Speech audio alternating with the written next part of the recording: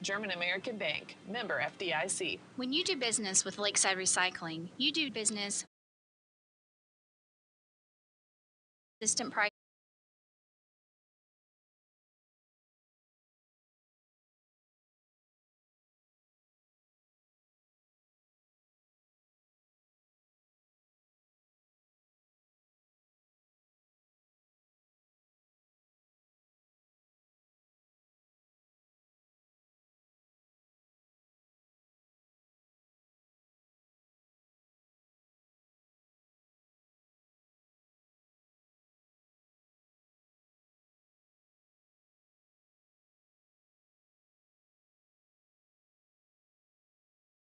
Then let's make it.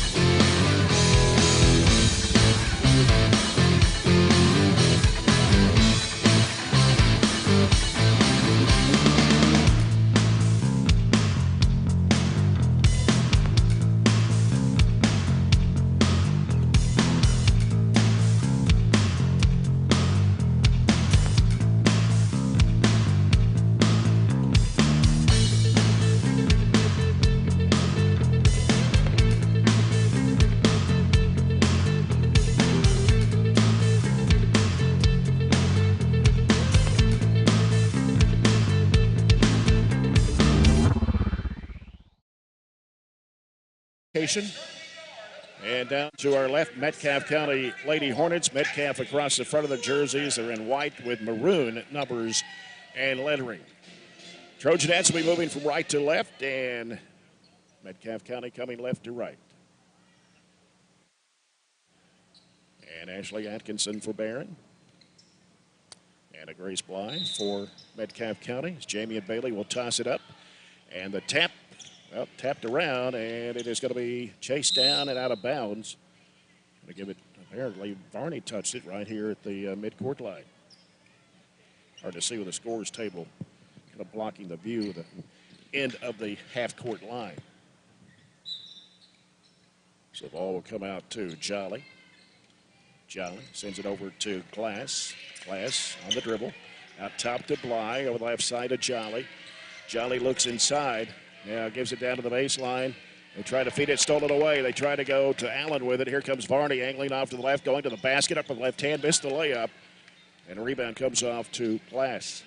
Long pass over the head of Allen and out of bounds. Like the aggressiveness by Abby. We just got to get it up over the rim to give it a chance. But she drove from one end to the other off the turnover. Back-to-back turnovers for Metcalfe, 30 seconds in. Got to cash in on this one. As Katie Elmore will bring it across the midcourt stripe. It's like they're going man against us. Yep. Go left side over to Atkinson. Atkinson looking. Out top, it's Elmore in the key. Back over to Atkinson. Fires away. No air ball. And it's chased down. And coming up with it is Jolly. Jolly driving against Elmore. She smacks it out of her hands and out of bounds. I like how she was really aggressive, but at the same time was careful not to foul. Yep. Bly will toss it into the right baseline for Metcalfe. Lobs it out to Jolly. Jolly has it stripped away by Murphy. And down, diving for the loose ball. She couldn't get to it. Murphy's got a wide open layup on the other end. Good. I like how they just let that one play out, and that being the officials, just kind of could have called a walk, but we ended up picking that up and an easy layup to start. We're in the diamond. Yep, 1-2, 1-1, but they break it easily. They leave it in the corner. Here's a three-point shot. Good. Actually, it's a two just inside of Josie Allen. You can't let them throw over top of it to start the pressure. They just threw over top of it, went down, got a 15-footer. Murphy, three-pointer, rattled out, and the rebound comes off to London. All the way down. Yeah. Inside Jolly. Back out it comes to London. Now trying to work with it is Glass. Right of the lane. Flips up the shot. Forced it up there. Hit the side of the backboard as Gerald's applied defensive pressure. Here come the Trojanettes. Katie Elmore swings it left. Murphy over in the corner. Gerald's fires. It's an air ball. And loose ball to the floor. Still loose, and Atkinson digs it out. Murphy has it. Gives it over the right side. Atkinson inside the three. Rattled out. And rebound comes off to Varney, going back up in traffic and a foul. All over the rim right there, just literally halfway down and bouncing back out. But 3 looks at it that time, and we'll end with free throws on this possession. Foul was on Bly, her first, Metcalfe County's first of the quarter. Varney at the line for 2. First one is good. She's a 77% foul shooter. County takes a 3-2 lead, 5:55 to play here in the first. Second shot, no. And rebound in there by Metcalfe County's Josie Allen. Side Jolly fires up a 3, swish. Didn't even hardly tickle.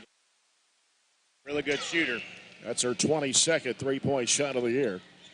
Varney in traffic out to Murphy. Left side it goes to Elmore. Here's Gerald's going up the baseline. A floater short. They've got fouled, but no whistle. Yeah, right in front of the official, got knocked down. Yeah.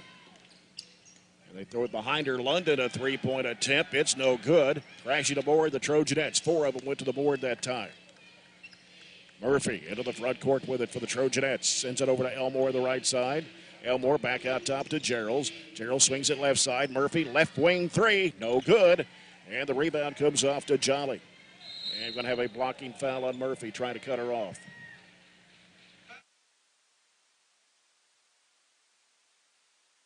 So Metcalfe County will have the basketball. 5:07 to play here in the quarter. Haven't made enough shots to pick up the pressure to really have any effect on the basketball game yet. Metcalfe County leads it 5-3. Here's Jolly with it out front for the Lady-Hornets. Hands it off to Allen. It's broken up in there and stolen on a turnover. Glass actually threw it away. It's Atkinson in the front court. Off to Murphy. Murphy on the dribble out front. Sends it over to Atkinson to the right wing. Going to launch it for a 3. No good. Rebound to London for Metcalfe County. 5 to start the game. Leaves it out with Allen. Over the right side, it goes to Jolly. Give and go back to Allen, the baseline. Kicks it back out. Here's Glass going inside. Back in the corner. Spotting up. 3-point shot. Good for Bly. We're 0-5, and two of their 3 field goals are 3s now. And that's Bly's 34th three-point shot of the year. And Metcalfe County leads it 8-3. Right side over to Gerald's from Murphy. Bounces it out top to Elmore. Swings it left to Murphy. Now Murphy looking inside. Nobody there. Has to dribble it out, getting some pressure. Gives to Elmore. The baseline. Gerald's fires. No, air ball. And a foul. Oh. Murphy has picked up her second. That wasn't much of a foul, but that is her second, and we are cold, very cold from the field as they're forcing us in to jump shots, and if my math is correct, we're 1 of 10. Shelby Bird checking into the Trojanet lineup for Katie Murphy, 5'6" freshman, averaging 8.5 points a game. Here comes Metcalfe County. Bly feeds it down underneath, and they give it on the baseline. One-hand shot up, no good. Loose ball underneath, and coming up with it is London. Goes to Bly in the left corner, bluffs the 3 out to Jolly, top of the circle. Going to launch it high, arching 3, no good. Rebound to Atkinson for the Trojanettes. He gets it across half court. Metcalfe County, new player in the ball game, Lily Bly, a 5'5 freshman, number 24. Bounce pass comes to Bird. Looking inside, can't go to Varney. Back out now, it comes to Elmore. Right side is Atkinson. Atkinson, a nice pass down underneath the Taylor Strange. She let the defender go by and put it up and in. As you described there, if she hadn't let the defender go by, it was probably a block instead of a bucket. As Taylor Strange is checked into the Trojanet lineup for Katie Gerald's. Here is Jolly over for a three-point shot. Air ball, and it's going to go out of bounds. Adjustment on our press. We have to be a little bit more aware of what they're doing to break it. And again, they're throwing over top, and that makes it really hard to get back and set up in any kind of defensive pressure. Katie Elmore with it. Trojanettes trailing 8-5, 2:48 to play here in the first quarter here at Edmonton. Out of the high post is Strange. They almost took it away from her, reaching in on her, but not calling anything. Left corner, Bird for a three. Swish! There we go. Needed that one. 6 attempts now. So Shelby Bird gets her 21st. Here's a baseball pass going underneath Bly. Lays it up and in. Got it over the defense. Yeah, that's because there's no initial trap pressure. You can do whatever you want, throw over top if nobody's in your face and you don't have hands to throw through. 10-8 Metcalfe County. Here's Varney with it out front. Down to 2:13 to play in the opening quarter. Quick quarter, really quick quarter. Right side it goes to Elmore. Elmore sends it out top. Varney fakes a three, moves, can't shoot. Gives to Elmore, 17-footer right side. Bounces high off the rim. Rebound comes off to Jolly for Metcalfe County. Jolly taking it down the right side. Now goes into the corner to Bly. Fakes a three, gets cut off by Atkinson. Back out it comes to London. London out of the right wing, feeds it there to Allen, and a foul on Elmore. Her first, that's number 3 of the Trojanettes here in the first quarter. 46 to play. Metcalfe County's basketball. Lily Bly will toss it in. Got her listed at 5'4". I think she's taller than that. Absolutely. I don't know why they've got her on the roster that height, but more like 5'10". Jolly, left wing three. Got it. She takes a long time to load her shot. It's almost like a shot put from her shoulder. You got to be able to get out there and defend that. 3 threes for the Lady-Hornets here in the first quarter. They lead it 13-8 over Barren. Bird with it on the right side. Sends it back over the left to Elmore. Now hooks it in there to Strange. She drills out halfway to the corner on the left-hand side. Back out front it comes to Elmore. Minute 13 to play in the quarter. Elmore swings it left to Bird. And I'm going to call traveling on Bird. This is another situation like the other night. I'm not sure who we played. We played so many in a row. They all literally run together. But Metcalfe is not coming outside of the three-point arc. So it's packing in. So the motion offense does not work because you're not dragging anybody. You're not moving anybody. You're not getting anybody open because there's 2 people in one spot. Yeah. Jolly, top of the circle, wants to drive against Bird. Gets cut off down low. Has to throw it back out to London. London circling around to the left side. Drives under. Puts it up. It's no good. Crashing aboard Allen. Keep it alive for Metcalfe. Jolly, top of the key, fakes a three, drives right of the lane, scoops up the shot. It goes in. That works right now. 15 Metcalfe. 35 seconds to play here in the first. Elmore with the basketball for the Trojanettes. Bounces it out to Varney. Got Anna Grace Bly guarding her. Oh, threw it away. Too wide right.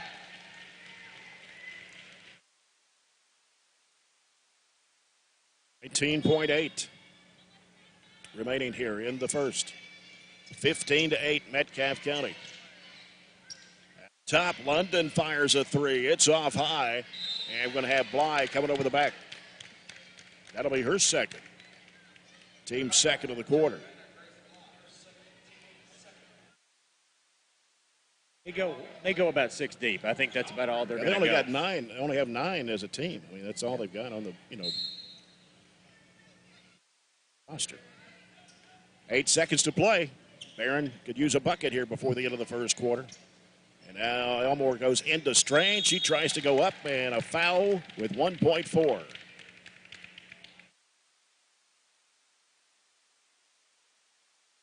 London commits her first. That's number 3 on the Lady-Hornets. Taylor Strange, 68.5% foul shooter. 2 free throws. First one, no good.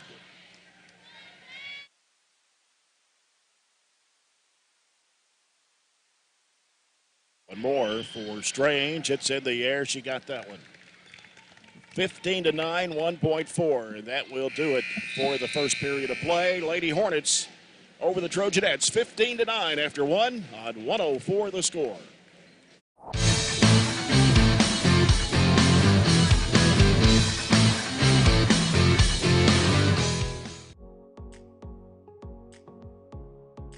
So this class is responsible for growing produce and flowers, hanging baskets, and different vegetables in our school greenhouse that we sell to the public. We also use the produce that's left over after our annual plant sale to grow here in our raised garden beds, and then we harvest that produce throughout the summer. And then all of that produce gets donated to the Barren County Reads and Feeds program here that we do within our school district.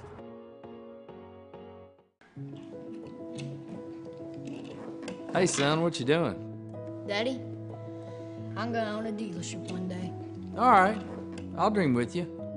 From one small dream to over 25 dealerships in the state of Kentucky, we have set out to provide Kentuckians with reliable vehicles and the best customer service for over 50 years. This may have started with a simple dream, but our dedication to our customers will go on for generations.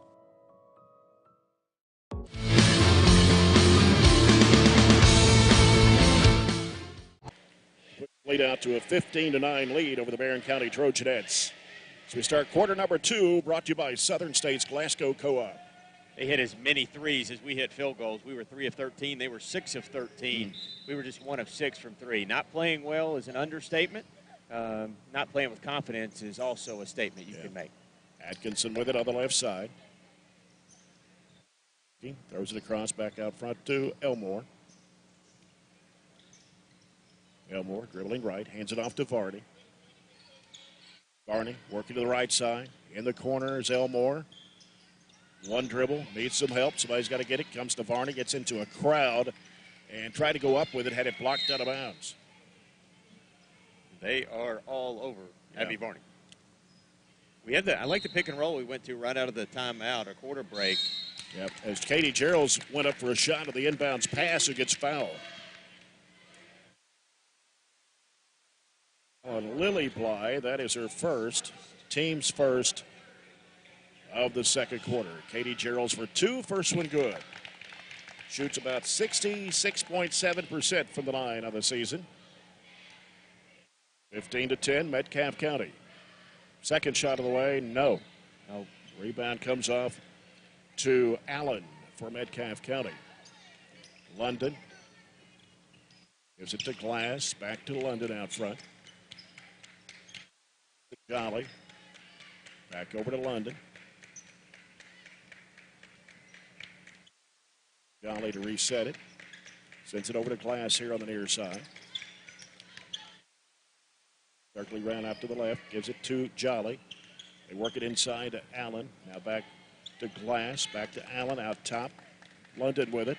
Hands it back to Jolly.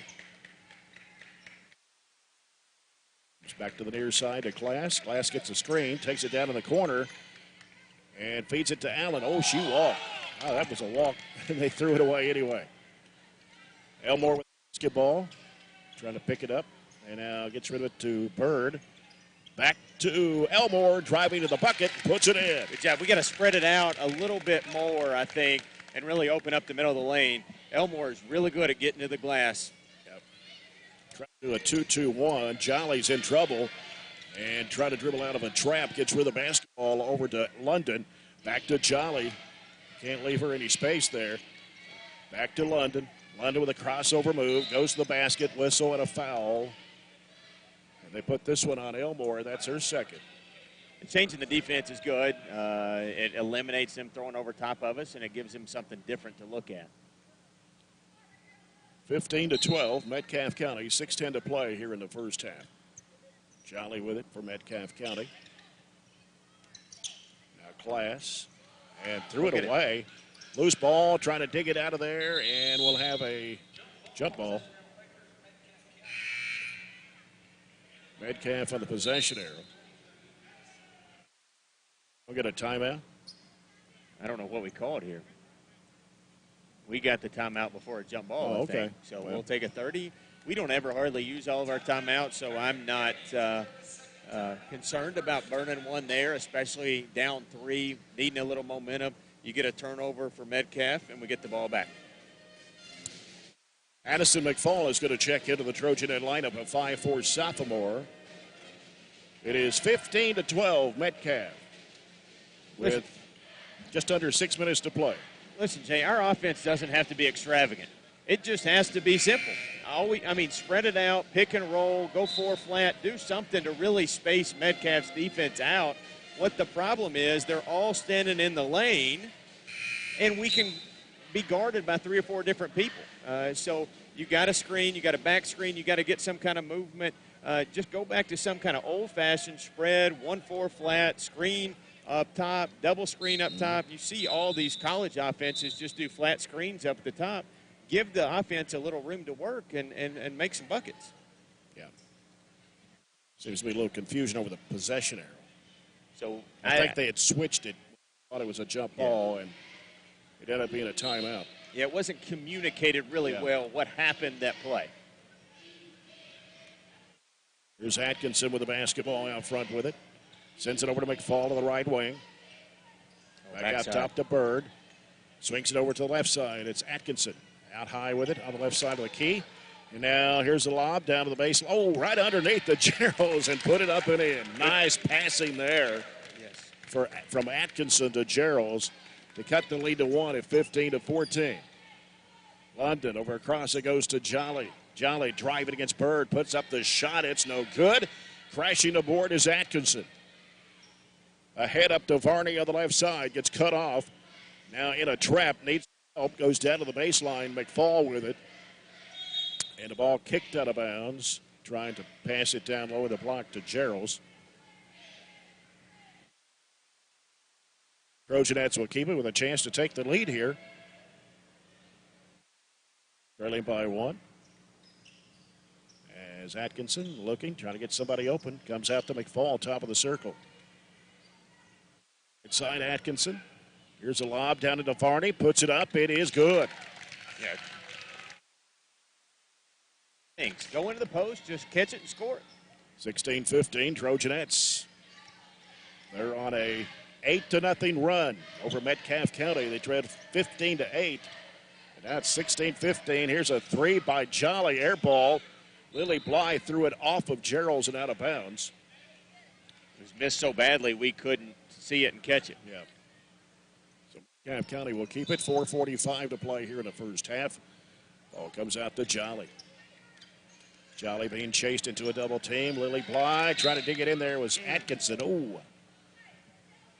Just had a little part of the hand, the arm, the wrist, whatever you want to say there. Instead of the jump ball. First foul on Atkinson, number 2 on the Trojanettes here in the quarter. As London looking, still looking. Finally gets it in to Allen. Bounces it off to Glass. Straight away out now to Jolly.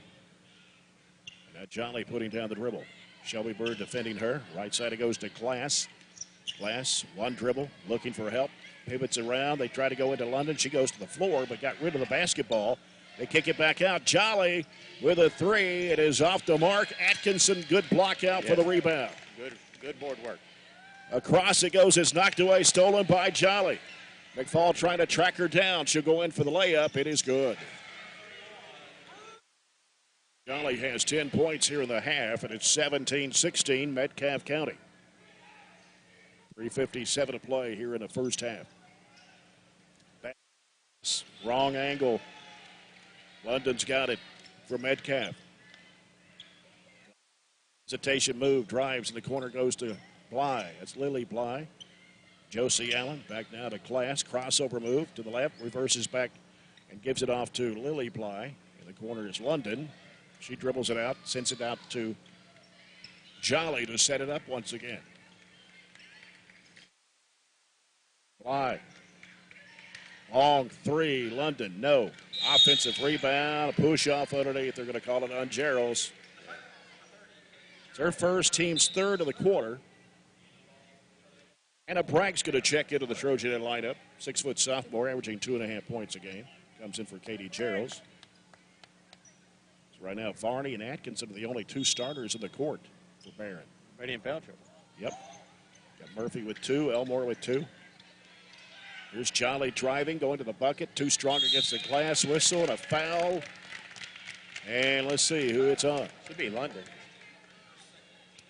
On London. Have to go a little deeper into that bench. Now they're going to bring in Aubrey Compton, a 5'11 sophomore, number 3. 7th player out of the 9 that are dressed. Atkinson gets rid of it to McFall on the left side. Sends it back out top to Bird. Right side, Atkinson fires up a 3. It is no good. Rebound comes off to Allen for Metcalfe. Off to Jolly. Jolly trying to drive around Bird. Goes to the baseline. Throws it off in the corner. 3 by Bly. No. Atkinson, another rebound. Go. Outlet pass, McFall. Crossover move. Drives. Throws up a runner. No. And Metcalfe with the rebound. It's Glass coming out of there with it. 2.5 minutes to play here in the second.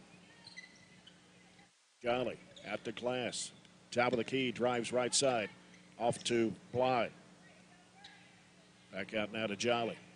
Down to 2:20 to play here in the first half.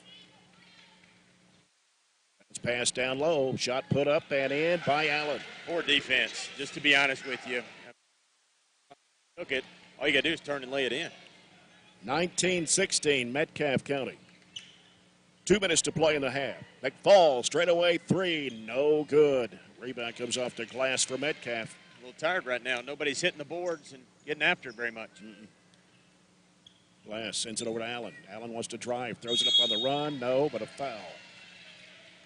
All the way, again, you leave the baseline and they take it. We had 3 kids go after, and clearly one of them fouled her. I think it's on Shelby.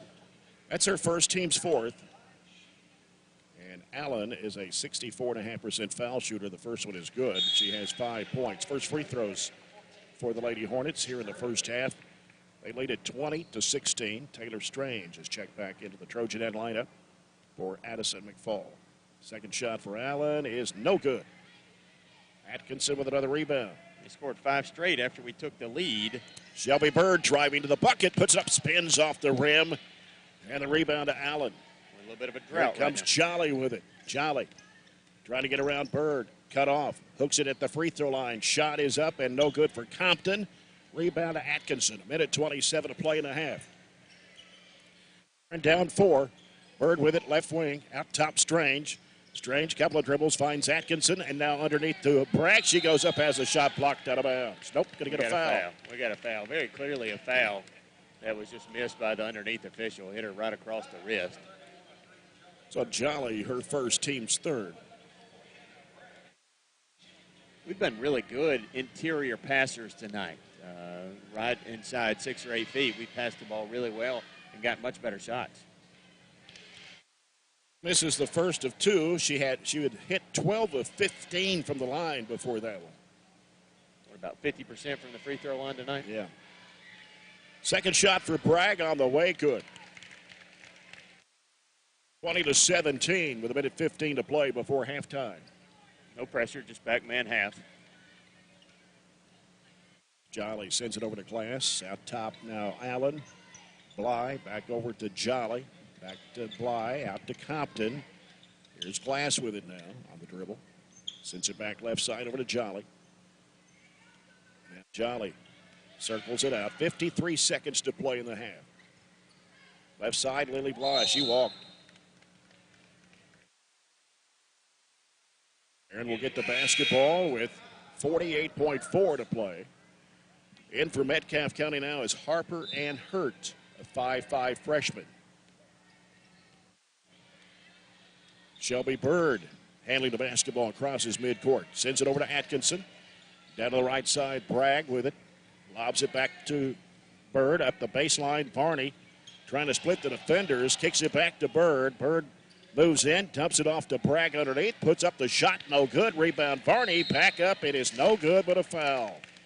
Good job sneaking in there. They made some defensive substitutions to keep from picking up foul trouble, and we took advantage of some of those to get that offensive rebound.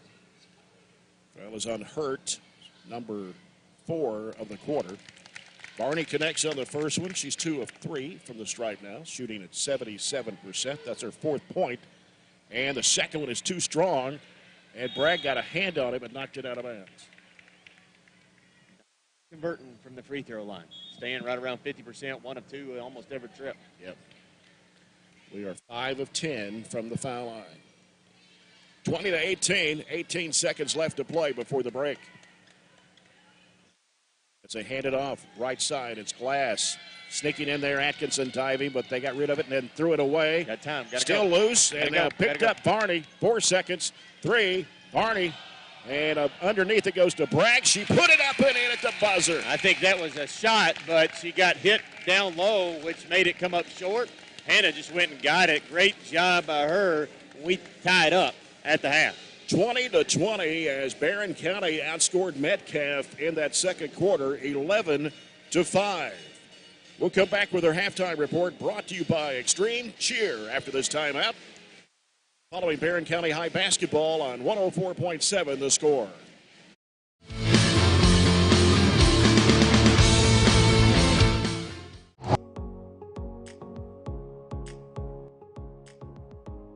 What I really like about with Project Lead the Way and with the STEAM content that I get to teach is it makes those real world connections. It's allowing kids to put their brain in action. It's not that, we're not at that time in the game where we're sitting and getting and taking notes and content. It's taking that content and applying it to real world selections. And that's what Project Lead the Way is allowing us to do and create those opportunities. Those students that you have in the classroom that may struggle with that reading and math are thriving with this content because they're able to put solutions to problems and fix things that they wouldn't necessarily get in a normal math or reading classroom. Just being able to figure out what didn't work and how to make it work and how to work through that process just in itself for you as a person is important, but also it builds those skills that are going to be necessary for each grade that follows us.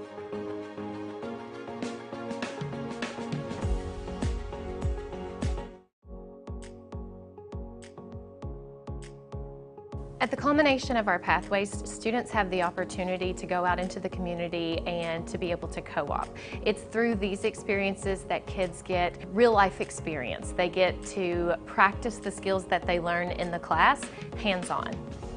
I'm working here at Commonwealth Broadcasting Corporation and it's just really awesome. I get to do lots of cool stuff like write commercials. I've voiced a couple commercials. And I just kind of help out with whatever anybody needs. My favorite part is getting to meet all the different kinds of people and also just getting opportunities like this co-op. It's really just been a wonderful learning experience. Favorite part is just being able to, instead of being in a classroom where you have to sit all day, you're doing your own work for something that you're actually interested in. I would recommend this course to other students just because it'll let them know if they would like to do this for a career.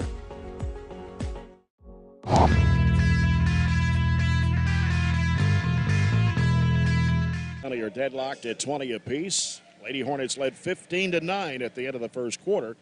Trojanettes came back in the second quarter and outscored the Lady-Hornets 11-5. This is the Extreme Cheer halftime report. Looking at Metcalfe County in the first half, they hit 8 field goals. 3 of those were three-pointers, and they were 1 of 2 from the foul line. Only 3 players have scored. Bree Jolly with 10 of Metcalfe County's 20 on 4 field goals. 2 of those were three-point shots. Anna Grace Bly with 5 and a 3 and a 2. Both those made in the first quarter. Josie Allen with a couple of field goals, 1 of 2 from the line for 5. Cassidy London has not scored. Aubrey Glass has not scored. 2 starters for Coach Heidi Coleman. Lily Bly, Aubrey Compton, and Harper and Hurt saw action but did not score in the first half. Foul situation, Cassidy London and Anna Grace Bly both picked up 2 for the Lady-Hornets. Barren County 1 field goal short of the Lady-Hornets. They have 7, and 1 of those a three-point shot. And but from the foul line, 5 of 10 from the stripe in the first half. 7 players have scored for Coach Piper Lindsay out of 20 points. And pretty balanced with Abby Varney, a field goal, and 2 of 4 from the foul line for 4 points. Katie Murphy with a field goal for 2. Katie Elmore, a field goal for 2. Katie Gerald's a field goal, 1 of 2 from the foul line for 3. Taylor Strange, a field goal, 1 of 2 from the line for 3 points. Shelby Bird hit the only 3-point bucket for the Trojanettes. And Hannah Bragg had 3 points coming off the bench on a 2 and 1 of 2 free throws. And Ashley Atkinson did not score in the first half. Addison McFall saw action but did not score. And the foul situation, Katie Murphy picked up 2 early, and so did Katie Elmore. And with Elmore and Murphy on the bench, even Gerald's was on the bench for quite a while. Bird and Bragg and Atkinson all came through and helped lead this team to 11-5 advantage in the second period. Yeah, we had major foul trouble. Katie picked up 2 early, and then the others just kind of followed suit. And, Piper stuck to the if you got 2, you set the half type rule. So we had nice contributions off of the bench to keep us right in this basketball game. We were 7 of 24 for 29%, just 1 of 9 for 3 for 11%. 8 of 21 was Metcalfe. They hit 3 threes all in the first quarter, did not hit a 3 there in the second, so 3 of 10 for them. We turned it over 4 times. They turned it over 7. They out-rebounded us 19-16.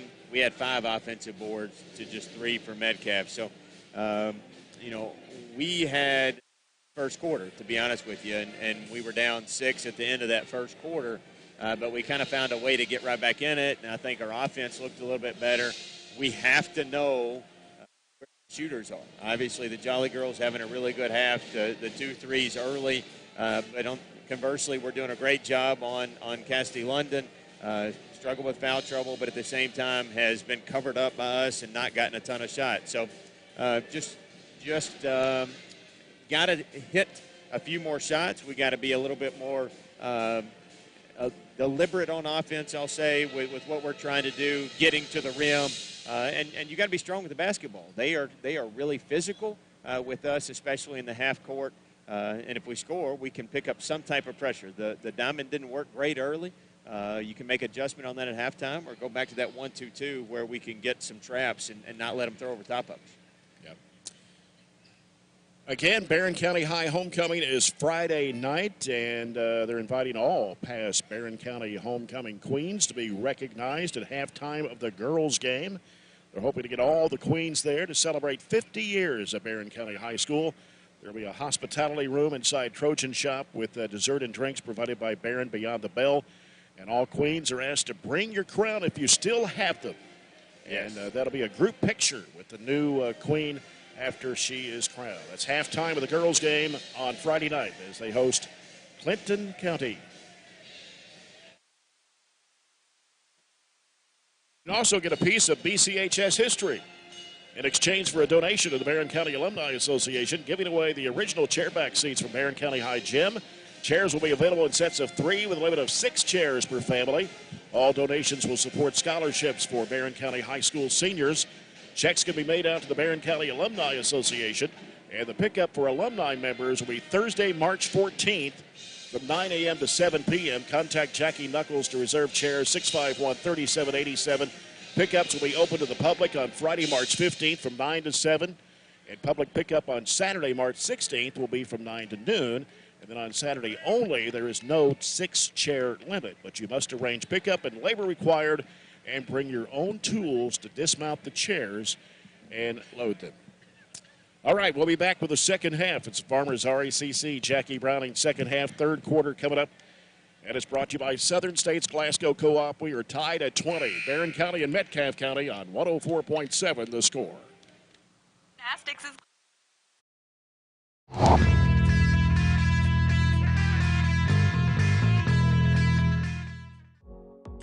Medical Detectives is part of the Project Lead the Way curriculum, a feeder to the biomed program at the high school. One of the things that I really enjoy about this class is that it does expose the students to a number of different medical careers and give them ideas that there are numerous potential career opportunities for somebody in the medical field. I would definitely recommend the class for someone who has interest in medical sciences.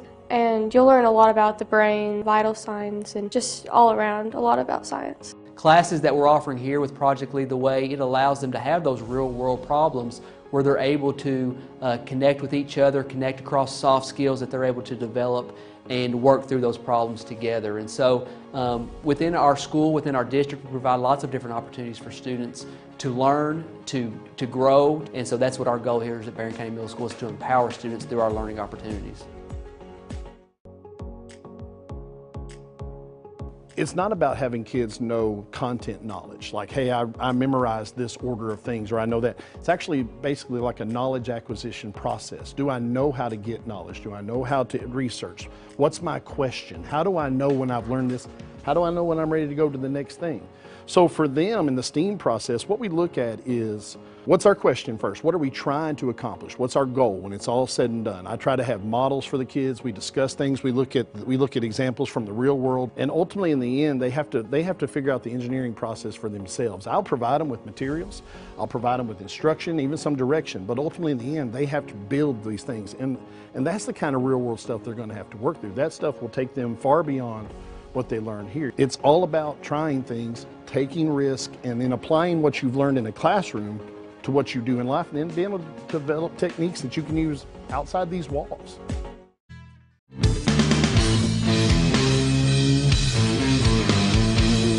Here in Edmonton,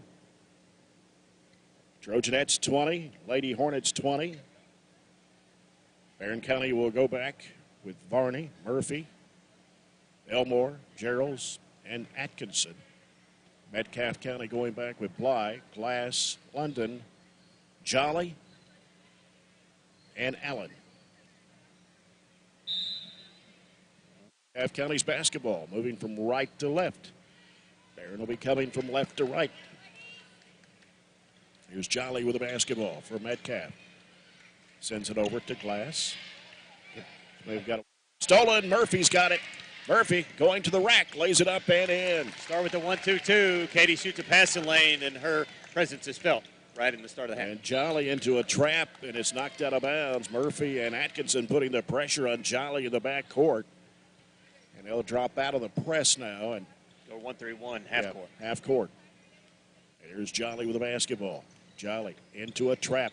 Hooks it off to Glass. He may have got away with a walk again. Shot out of the left corner for three. Good. That's Grace Bly with her second three-point shot of the night. And Metcalfe County goes back on top, 23-22. Elmore over to Murphy. Back to Elmore. Has an opening for a three-pointer. Doesn't take it. Out to Varney, top of the circle. Varney on the dribble. Off to Murphy on the left side.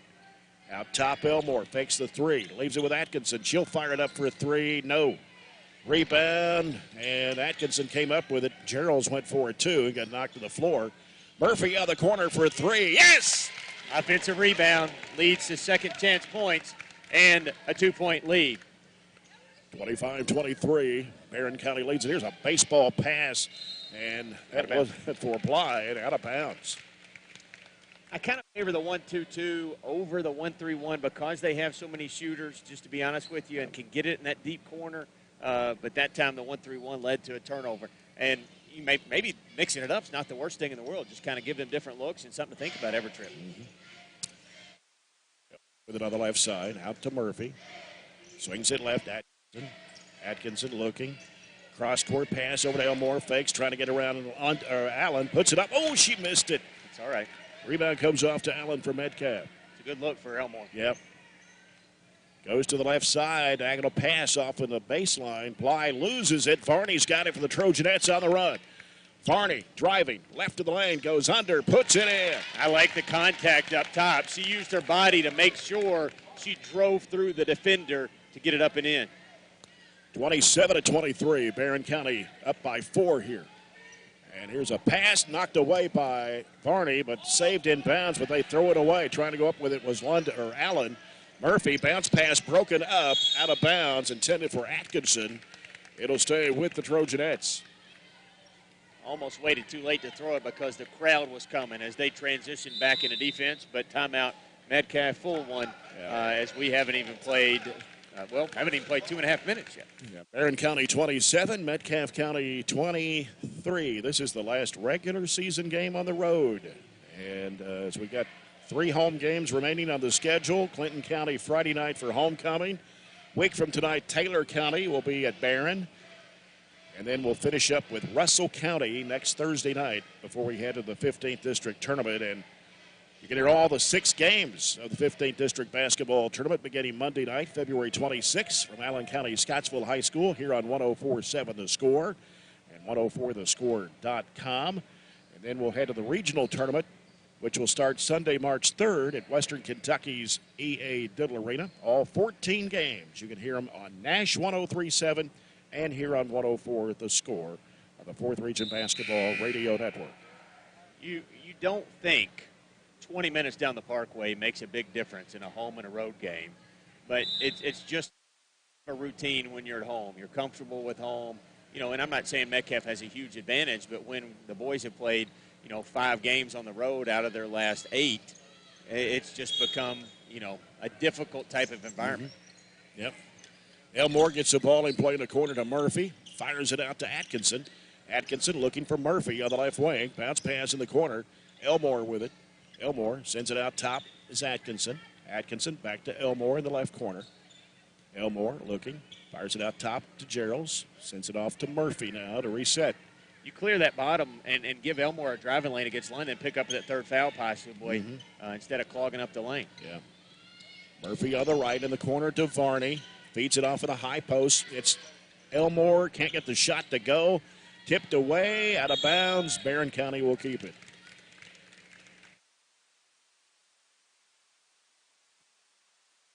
The left baseline, Katie Murphy to toss it in. Murphy sends it out front to Elmore. Back to Murphy. She'll circle around.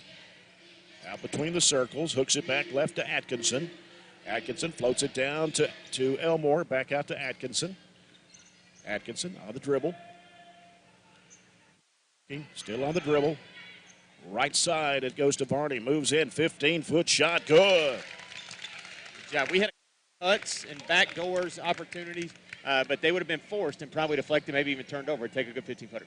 Barren County has their largest lead at 6. Here's a shot partially blocked. It goes underneath to London. And we're going to have a foul on the Trojanettes. Steve Harney commits her first foul of the 3rd quarter. Barren County 29, Metcalfe County 23. As it comes out to Jolly on the right wing. Elmore stays with her, hooks it back to the left side to Bly, fires up a 3-point shot. It's off the mark. Katie Murphy with a rebound for the Trojanettes. Murphy, diagonal pass knocked up in the air, but grabbed by Atkinson. She goes up, the shot's blocked out of bounds. Goes to your advantage there. Chance here for the Trojanettes to extend the lead from 6 to 8 or maybe 9 on a 3-point shot. Atkinson, right side in the corner. Varney can't shoot the 3. Slides over and shoots the 3. No. And going for the rebound is Glass for Metcalfe. Pass left, it's London losing the handle. Should have been a walk there. In the corner goes to Allen. Has it deflected, but loose ball in the lane, out of bounds off of Metcalfe County. 4th turnover this quarter, and we're just getting our hand on it. We're deflecting the basketball and knocking it away from them just enough that they're not able to grab it, corral it, and make any type of offense out of it. Katie Murphy with it for the Trojanettes. 3:45 to play here in the 3rd. Barren up 29-23. Katie Murphy calling the play. Left corner, Elmore. Back to Murphy. Murphy in the middle to Geralds. Turns, throws it back to Murphy. Open, 3-pointer. Bounces off the rim. And a rebound comes out to Metcalfe County. A little short. London with a crossover move, goes left side corner, and it's Jolly in a trap in the corner, has nowhere to go, throws it off the foot of Varney and out of bounds. Got a good trap in the deep corner, but she bailed herself out. Lily Bly will come back into the Metcalfe County lineup for Bree Jolly. Here's Glass trying to work around Atkinson. In the corner, Bly, a 3, no. And a ball out of bounds off of Varney, they say. Camp will keep it on the left baseline. Shelby Bird back on the court for the Trojanettes for Ann Ashley Atkinson to give her a break. Metcalfe having trouble getting the ball in bounds. There's the 5-second count. 5 seconds for the 5th turnover of the quarter. We need to extend the lead. Metcalfe just one field goal. That was a 3. And, in fact, all they've shot's 3s this quarter. They made 3 in the first quarter. Elmore hooks it back over to Murphy in the middle. Gerald turns and fires. It's no good. Across the glass, nobody going. It was a good shot, just wouldn't go down. Here's Bly with it. Out to Lily Bly. Got Anna Grace Bly and Lily Bly. London trying to weave her way in. Goes in the corner of the baseline. Shot put up, no good. And a ball knocked out of bounds by Metcalfe as Trojanettes were going for the rebound. 2:40 left to play here in the third quarter. Get a little zone going here. Left side, here's Gerald's driving. Cut off down low, out to Murphy. Gives to Elmore. Here's Varney for a 3. Bang! Good job. Second 3 of the quarter for the Trojanettes. The second one, or actually 3 for the ball game. And Barren County has stretched the lead out to 9 on the People's Bank 3-point shot by Abby Varney, 32-23. Trojanettes trapping the ball. Comes out to Glass. They lob it down to the baseline. Lily Bly has it smacked away and out of bounds by Katie Murphy.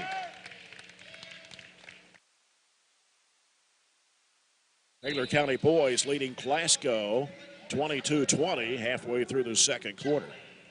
Taylor will be at our place. What's that, next Tuesday? Next Tuesday night, yeah. Girl-boy doubleheader. Comes out to Jolly, who's back of the game. They go in the corner. Lily Bly going up the baseline, and it's out of bounds off as Elmore reached in and swatted it away. Quick hands without fouling. Katie Murphy getting a break. Points for Katie Murphy here tonight. A 3-point shot, a couple of 2-point buckets. Bree Jolly trying to get open, can't. Gets with it on the right side, going up the baseline, working as an easy shot, but missed it. That was London missing at point-blank range. Here's Atkinson with the basketball for the Trojanettes. Right side it goes to Gerald's. Lobs it, oh, dangerous pass, and Bird is going to be fouled by Jolly. Shelby made that play. It was a risky pass, but Shelby made the play by just coming to get it. You hear me say that a lot, but just little things like that are a difference in turnovers, going the other way for an easy layup or saving a possession. Bird in the corner, Varney. Can't pull the trigger, she's cut off in a trap. Now gives to Elmore, right side Atkinson, in the corner goes to Gerald's. Now Gerald's will send it back out to Atkinson, straight away over to Bird. In the corner left side, Varney going to fire it up. 3, got it! On a roll, I'm fine with her taking those contested threes because she has a ton of confidence. And now it's a 12-point Barren County lead, and the ball going to go off somebody's foot. I believe it was Jolly as Barren County came in and trapped her. Wasn't really, and a lot of our traps this half haven't been choreographed traps. Just been, hey, go trap somebody because they're having trouble. Yeah. And that was one of them. And a minute 12 to play here in the quarter. Varney with the basketball, driving, stops, kicks it off to Bird. Bird to the right side. She's covered up by Jolly. Feeds to a breaking Elmore. Puts it in and a foul. God, and we have played basketball this quarter. Nothing, no motion, no cuts, just move to the opening. And that's an example of just pass and cut to where it's open. We find you and you get a layup for an and one. And now it's a 14-point lead for the Trojanettes at 37-23. Foul was on Cassidy London, her third. Elmore's free throw is good. Big quarter. Metcalfe held to just a single bucket, that being a 3. We get a couple subs here as we have a minute left in the quarter to get some breaks for some kids that have played awfully well. Yeah. Addison McFall and Taylor Strange checking into the Trojanet lineup. Here's Jolly with the basketball. Jolly trying to penetrate, can't go. And the corner goes to Bly, back out to Glass. Right side, Lily Bly. Long distance 3, won't go. Long rebound chased down by Varney. Varney with it. Stops. Off to Atkinson. Across it goes to McFall. Bird in the corner on the left-hand side. Crossover dribble, gets cut off. Now needs some help. Bounces in there to Strange. Hooks it back out to McFall. She can't shoot the 3. 30 seconds to go in the quarter. Back out it comes to Bird. She's picked up her dribble. Somebody's going to have to come get it. And there's McFall on the left side. 20 seconds to play in the quarter. You can't just take just one here. Yep. Barney with it out near midcourt. 15 seconds to play. Covered up by Bly. Varney putting down the dribble. Down to 10. down to 8. Varney, crossover move, left side, had it swatted away, taken. Jolly's got it, driving to the bucket, puts it up, it is no good. Rebound put back up, no good, and that's the end of the third quarter. And the Trojanettes score 18 in the third. Metcalfe scores just 3. And it's 38-23, Trojanettes on 104 the score.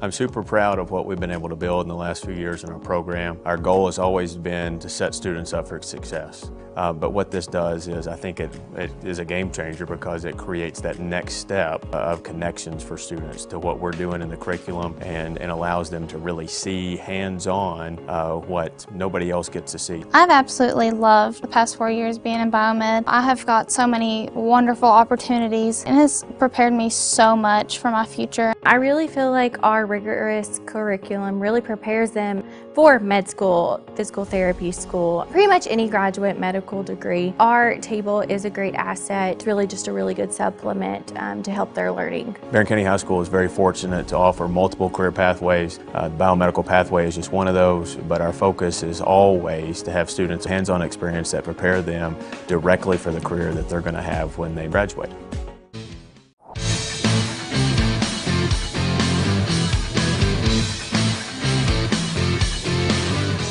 Quarters and have held the Lady-Hornets only 3 field goals since the first quarter.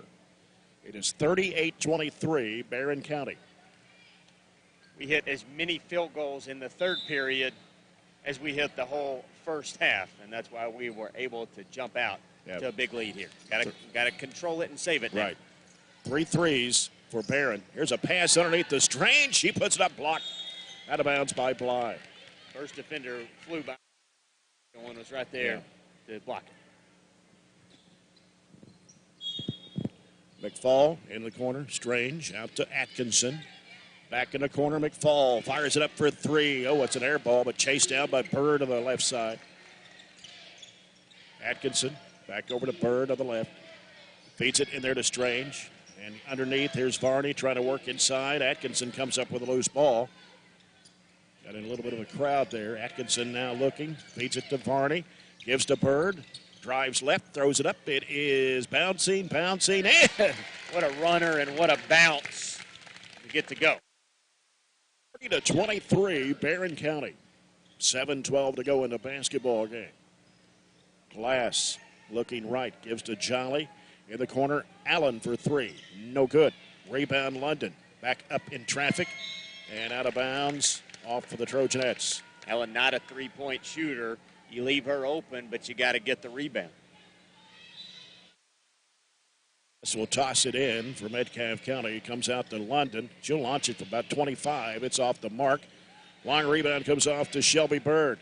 Ahead up to Atkinson. Across underneath the Strange. Missed the layup. Shot put back up. No good for Varney. Had a chance there to stretch it to 19. Glass pulling it back out, gives it to Jolly. Jolly working left side. Off the left side, here is London for 3. It is in and out. Rebound by Allen, a foul on the Trojanettes. And they put it on McFall. Her first team's first of the quarter.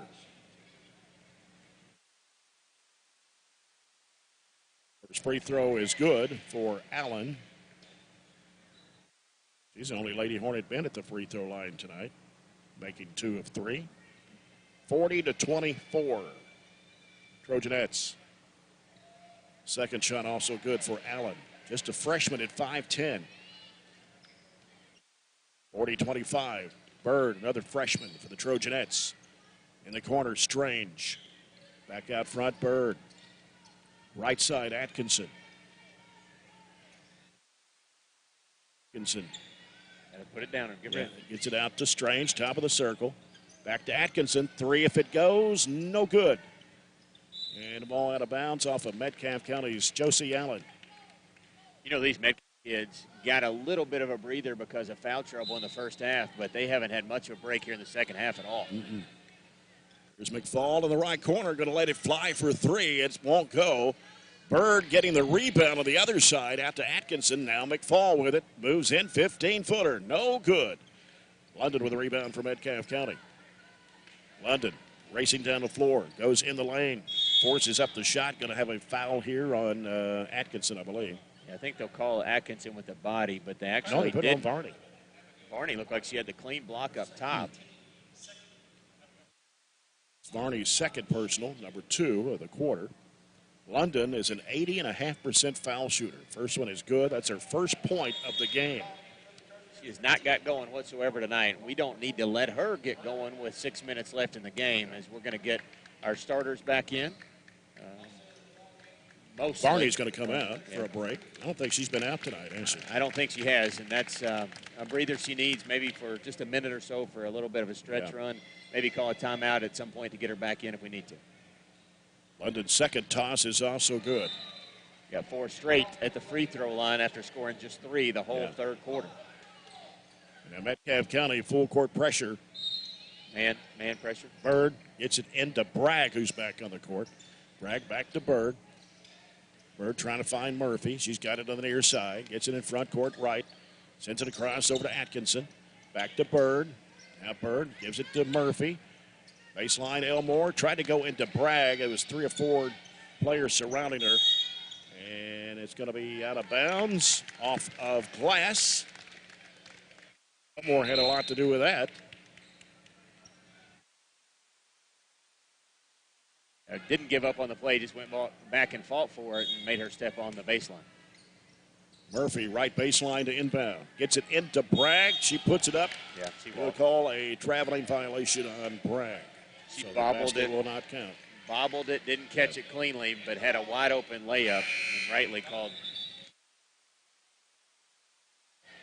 So London will come back in, this time for Glass for Metcalfe County.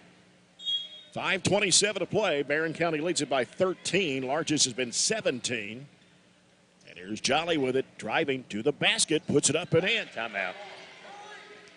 Jolly, her first 2 of the second half. She has 12. Here's Katie Murphy, across over to Bird. 3 in the air, no good. Rebound comes off to Allen. Allen taking it up the left sideline, reverses it out, bounces it off to London. London drives in, throws it off in the corner. 3 by Bly, no good. Rebound underneath, whistle. What do we got? Should have been a walk. She went from the 6-foot mark all the way underneath the rim. The 3 on the Trojanettes here in the quarter. First on Bragg. He scored a bucket. They've scored 6. Yep. 40-29. It was 40-23. Just under 5 minutes to play. Bly for 3. No good. And battle for the loose ball and still diving for it to the floor. Metcalfe County comes up with it somehow. Timeout by the Lady-Hornets. Good timeout for us as much as it is anybody, because we are not playing well right now after a wonderful third quarter where we shoot over 50% from the field and 3, hold Metcalfe to just 11% overall, but they have no quit in them as they're trying to mount a comeback. County with a field goal at 4 of 4 from the foul line here in the fourth quarter. Barren County only 1 field goal from Shelby Bird. Trojanettes pushed it out to 17 at 40-23. Now it's 40-29. Have had a couple opportunities.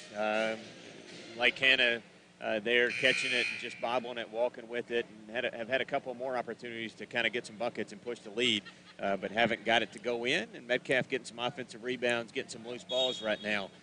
We've got to find our second win, second effort. You get a couple days off before our Friday night homecoming game back at home.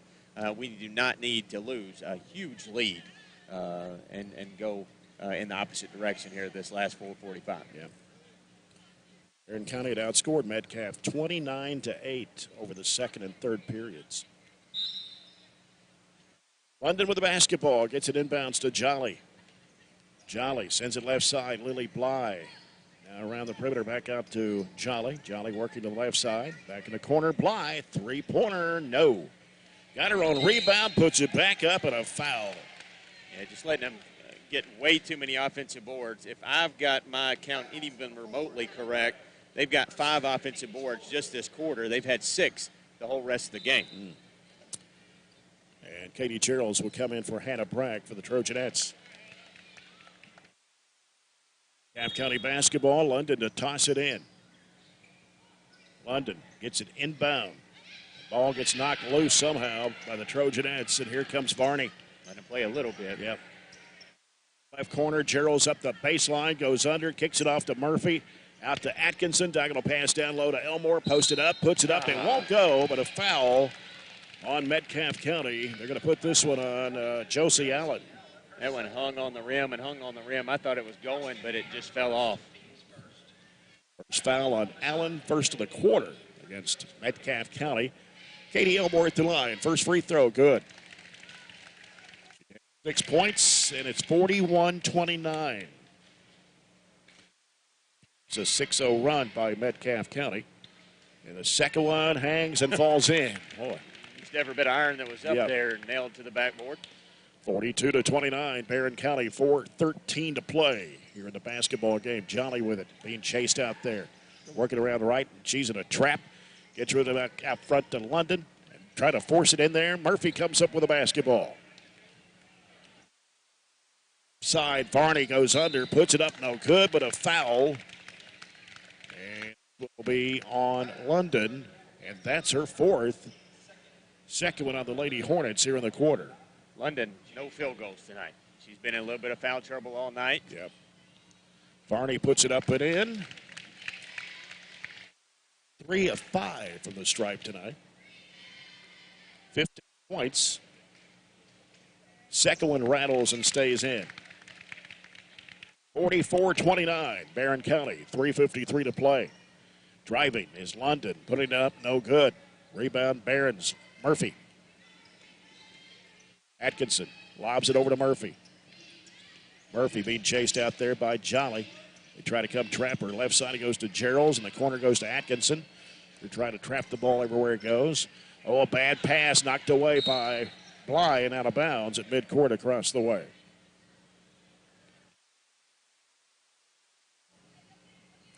Barren County's basketball. Atkinson will toss it in.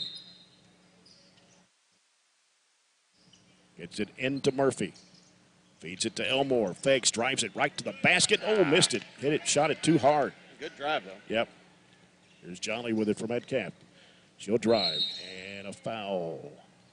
We'll be on Elmore. What's that, 3? Yes. And that will put Metcalfe at the line, too. That's the 5th foul on the Trojanettes here in this quarter. Metcalfe, I think, shoots it pretty well from the free throw line as a team. They do, about 65.5%. Okay. And Jolly is a 54% shooter, but she nails that one. Jolly's actually the one you want to foul if you're fouling anybody. Yeah, either her or Glass. She shoots 58%. Anybody but Bly and London. Yeah. Jolly got both of those. She's got 14, which is 5 points above her average, averaging 9.5 points a game. Elmore being chased, gives to Murphy, slides it in, a little too wide off the hand of Atkinson. Turnover by Barren, 3:10 to play, 44-31 Trojanettes. They send it over to Lily Bly. Now working down low, here's a shot put up, no good for Allen. Rebound Trojanettes. Here comes Varney, pushing it down. Feeds it underneath to Elmore, knocked out of bounds by Glass. Timeout by the Trojanettes. This will be a full timeout with 2:53 to play here in the basketball game. It's the Trojanettes 44, Metcalfe County 31. We got the Trojans and the Hornets coming up in our second game tonight here from Edmonton. Katie was just a little low and outside in honor of baseball and softball starting in the state of Kentucky this week. We got to throw some strikes. You got to make sure your passes are solid, crisp, and hit your fellow teammates right in the chest. We do not need turnovers, even though we've only had 8 tonight. We've kept it in single digits, forced Metcalfe into 16. We have to preserve the time, or you have to run clock, preserve possessions, and see if we can get out of here with the W. They have, we've had it as much as 17, is that right? Yep. And they've got it at 13 right now. 40-23. That's been the largest lead.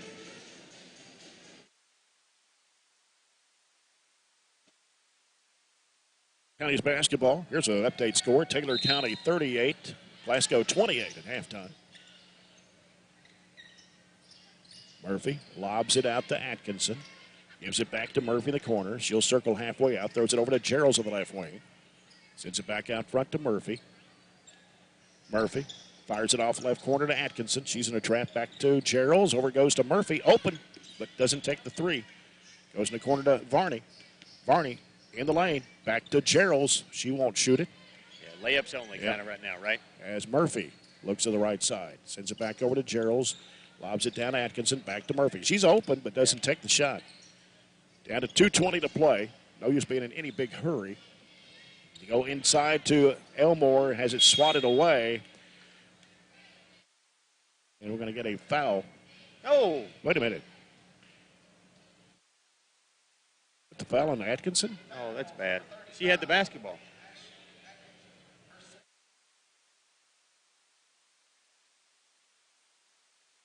Shooting some basketball free throws here. Yeah. They have no idea what's going on. There's two guys that I've never seen before, or I'm sure they've called, but I don't remember them. They're just young guys that are learning, and I've been there before. I know you got to do that, but that second game, if it's physical whatsoever, it's going to be a little over their head, I think, unfortunately. Yeah. Free throw is up and good for Lily Bly. That is her first point of the game. She shoots 62.5%. All of Metcalfe County's points here in the fourth quarter, 7 of 7 from the foul line and a 2-point basket. They just have 2 field goals in the whole half. They do, yep. On the rebound, got a jump ball. Metcalfe will get it on the possession arrow. They're flying at the ball at the rim on those misses. We have to do a much better job. 6 offensive rebounds now for Metcalfe this quarter alone. And Bly will toss it in. Ball knocked away. And wait a minute. How about Jolly? She did. That's the wrong kid. I don't know what to do but laugh about that. Jolly clearly, she almost hit it with her fist. Yeah. Right. She punched it out of bounds, and then almost her teammate caught it standing on the end line. Mm-hmm. Bly gets it inbounds to London. London being chased out there, reverses back in the lane. It goes off underneath, and shot no good. Offensive rebound by Allen, puts it back up and in off the window. Can't keep giving them those. It's a 10-point ball game now, 44-34. Varney stops left of the lane, out to Murphy. Gives to Bird, right corner, Atkinson. Atkinson back out to Bird. She's in a trap, back to Atkinson. Feeds it down in there to Elmore, underneath to Varney. Little pump fake, puts it up, in, and a foul. I was just getting ready to say, we don't need to just pull it out and throw it around. We need to look to score, and that means get it towards the rim like we did there. A nice assisted bucket and one opportunity to get it back to 13 if we make the free throw.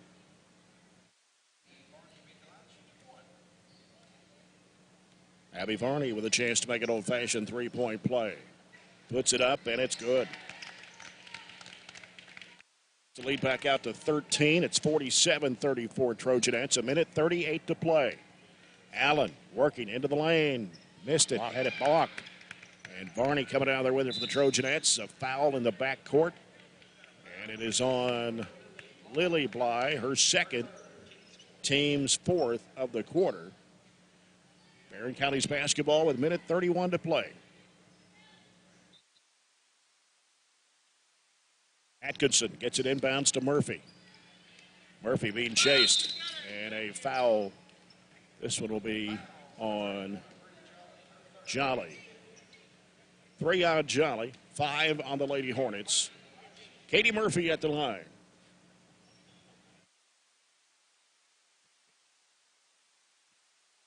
Two shots. First of 2 on the way. Good. 2 tonight. She has 8. I knew she had to be flirting with double digits there. Yep. Second shot of the way. Good again. Point number 9. Leads back up to 15, 49-34. Close it out. Minute and a half, still a long time. They're good three-point shooters, even though they've only hit 1 this half. We just have to recognize and match up. And as Jolly try to drive, has it batted away. Picked up by Lily Bly. Out to Glass. Glass reversing back to the right side. Bird trying to stay with her, and they're going to call a block. I think she walked as she was I kind thought of she did too. Going down on the floor. She flipped it up and made it look like Shelby tripped her. And she may have had a little to do with it. I think she was going down anyway. Well, you put Glass at the line, a 58% foul shooter. 2 shots, minute 18 to play. First free throw is no good.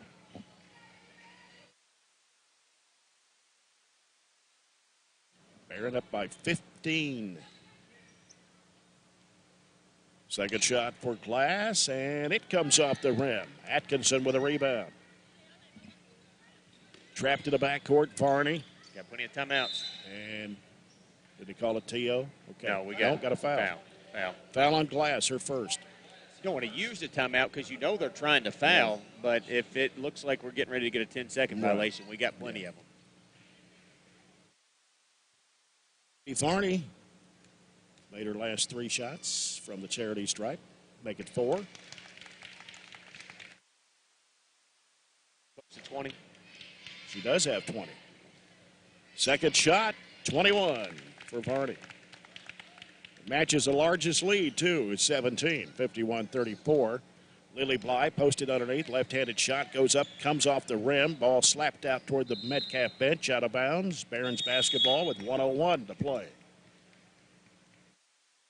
Addison McFall, Hannah Bragg, and Riley Wilson will come into the Trojanet lineup. Join Taylor Strange. Varney will stay on the court. Nope, she's coming out. No, we had 5 already on there. Yeah, Addison taking it out there. Yeah. So McFall will toss it in from the Metcalfe County bench down to our left. Looking. Make the simple pass. Gets it into Bragg. Hands it back to McFall.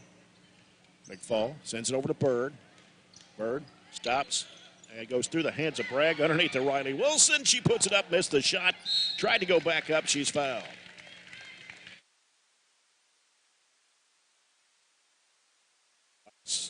Second personal.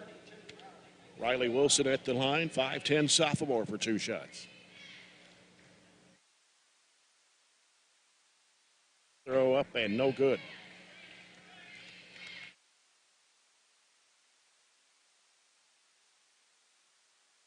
More for Wilson.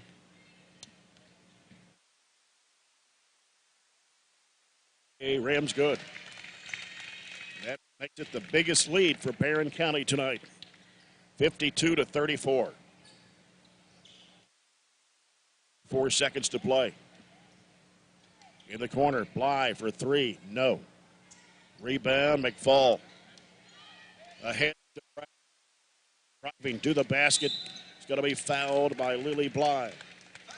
Metcalfe doesn't have enough players to even take their starters out, do they? No.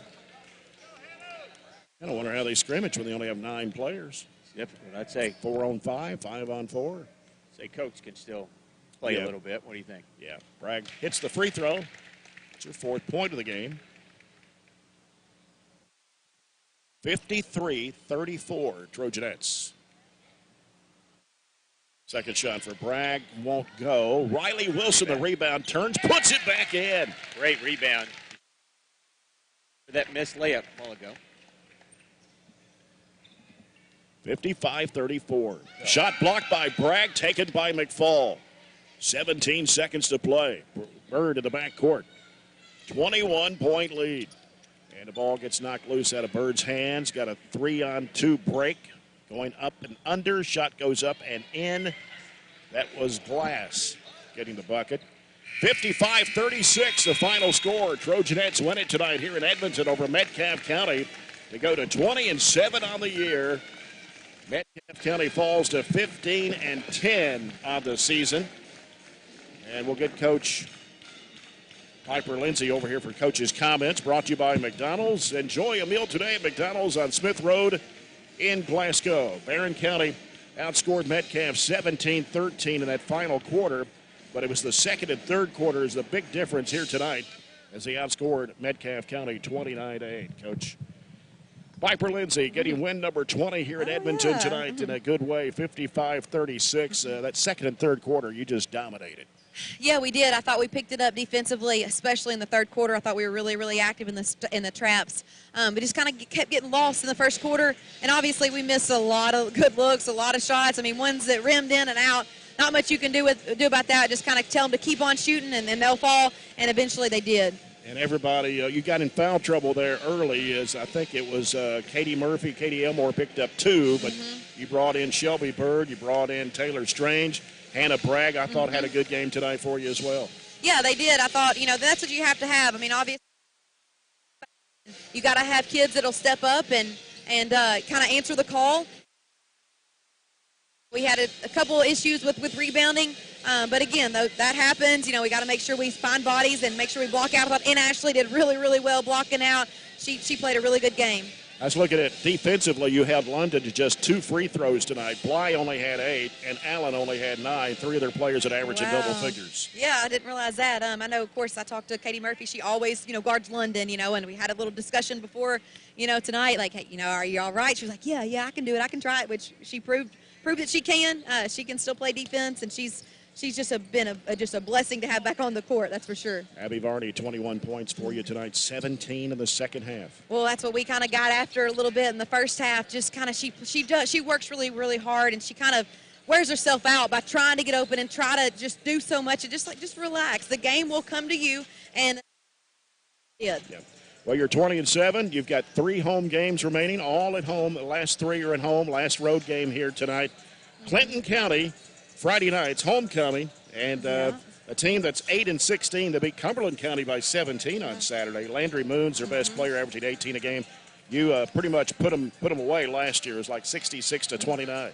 Yeah, we know Landry. She's a solid player. They like that little 1-2-2, 3-2 zone. Which will be good for us because that's one thing we need to work on as far as offense against it. But regardless, we got to move the basketball, continue to be shot ready. That was one of the things tonight. Not just be shot ready, but be ready when you catch. Be a threat. But yeah, we still got 3 more practice games to clean it up and then get ready to go for district tournament here. And you got 2 nights off at least before Friday night, which is kind of unusual for the last month or so. Yeah, normal week. Practice tomorrow, take it light Thursday, and then be ready to go Friday. All right, Coach. Congratulations on win number 20. We'll see you on Friday. Thank you. Coach Piper Lindsay, the Trojanettes, they win at 55-36 over Metcalfe County tonight here on the road in Edmonton. We will come back with our CPC Commodities post-game report. CPC Commodities, proven on our farm and made for yours. Trojanettes 55, Metcalfe County 36 on 104 The Score.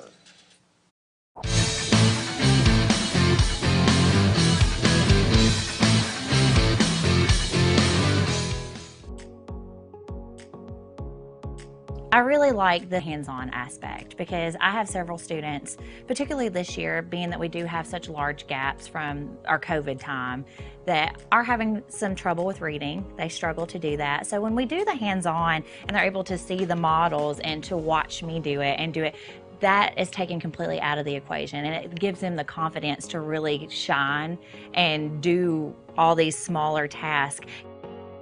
Building that foundation of how students can use science, technology, engineering, arts, and math, making those connections with the classroom teachers and what they're doing in their classrooms as well. And sometimes they don't have the time to do those project-based type things. In our STEAM lab, they're able to do that. And then also with our Project Lead the Way, students are really thinking about how to build and solve real-world problems, presented with scenarios, and then they have to problem solve and come up with solutions as a team. And so we're really excited about laying that foundation here at Temple Hill this year.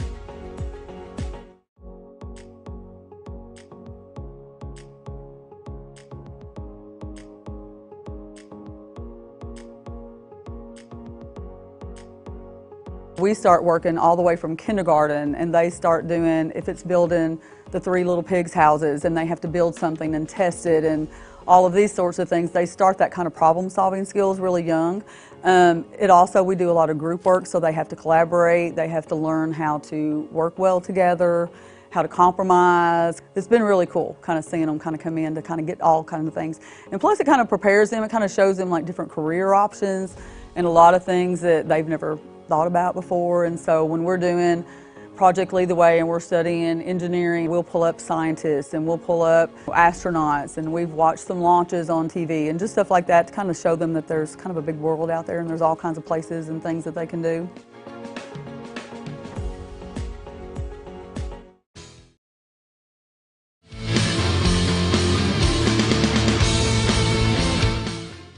quarter, 15-9. The game was tied at 20. And then Barren came back in the third quarter, outscored Metcalfe County 18-3 to take a 15-point lead. And largest lead was actually 21, but it ends up being 19 at 55-36. For Metcalfe County tonight, they had 12 field goals. 4 of those were three-pointers. They were 8 of 12 from the foul line. Only one player in double figures. Bree Jolly, who had 10 points in the first half, held to a field goal and 2 free throws the second half for a total of 14 for the game. Josie Allen scored 9 on 3 buckets and 3 of 4 from the foul line. Anna Grace Bly had a couple of threes and a 2 for 8. 2 points for Cassidy London tonight. The leading scorer in the team, who averages 13.5 points a game, held only 2 free throws in this one.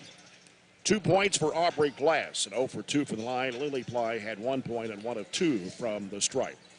For the Trojanettes tonight, 17 field goals. 4 of those were three-pointers, 3 in the second half.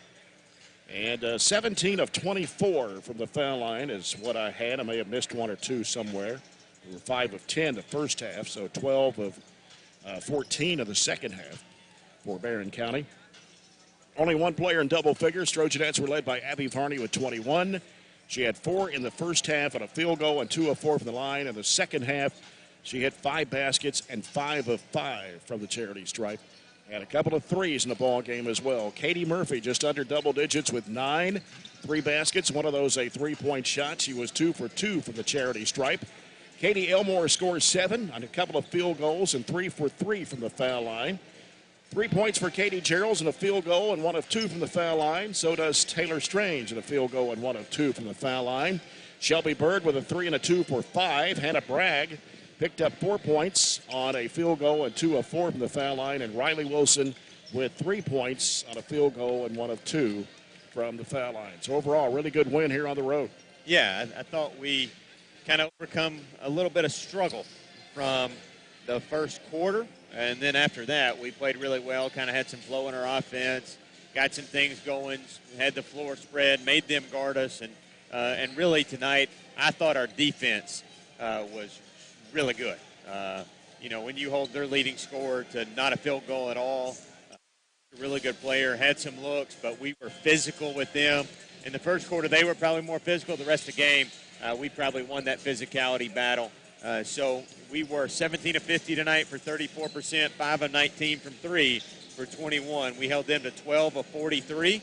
6 field goals for Metcalfe in the first quarter, 6 the whole rest of the way. So 12 of 43 for 28%, 4 of 19 from 3. Again, they hit 3 threes in the first quarter, just 1 3 the rest of the way. So that just shows you right there how well our defense performed after we kind of settled in for the night. We only turned it over 9 times, forced them into 16. They found us 38-36.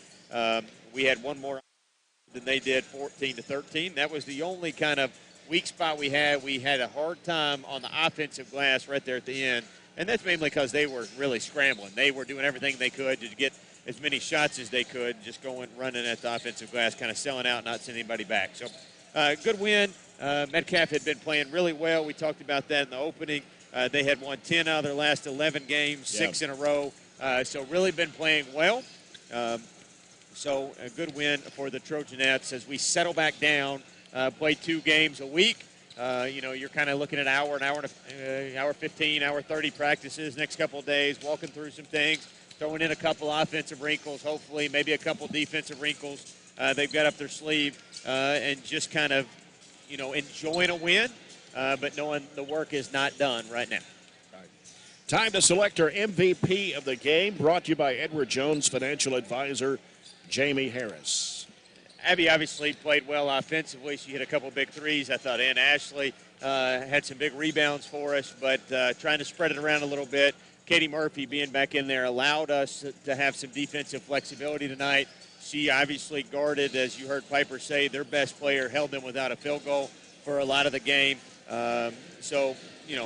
Just almost in double figures. So let's go with Katie Murphy. I think that's 3 Katies in a row we've gone with on the player of the game. So.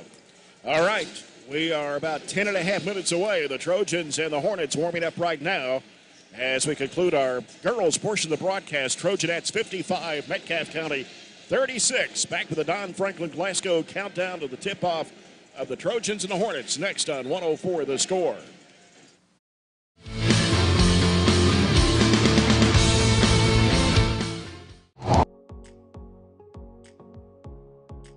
So this class is responsible for growing produce and flowers, hanging baskets, and different vegetables in our school greenhouse that we sell to the public. We also use the produce that's left over after our annual plant sale to grow here in our raised garden beds, and then we harvest that produce throughout the summer. And then all of that produce gets donated to the Barren County Reads and Feeds program here that we do within our school district.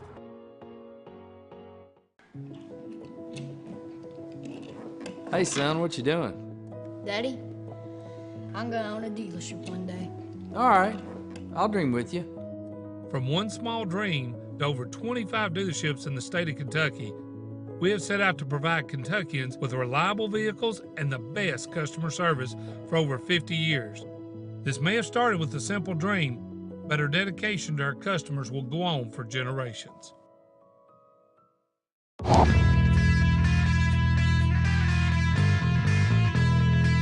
Company based in Glasgow. The owners have a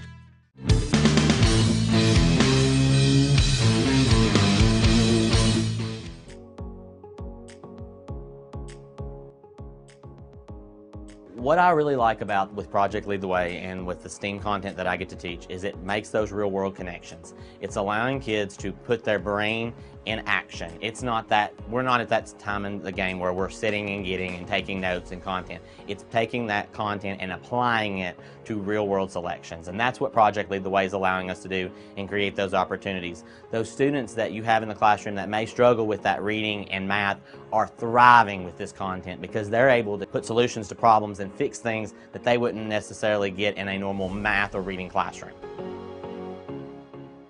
Just being able to figure out what didn't work and how to make it work and how to work through that process just in itself for you as a person is important, but also it builds those skills that are going to be necessary for each grade that follows us.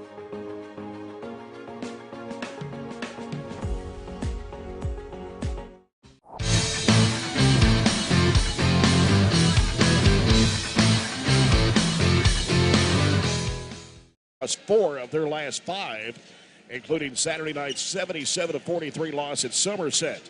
The Hornets, who compete in District 16 with Russell County, Clinton County, Cumberland County, and Monroe County, are 5-8 against 4th Region teams and 2-1 against 15th District teams. They lost to Warren East by 28, but have defeated Allen County Scottsville twice by 12 and by 20.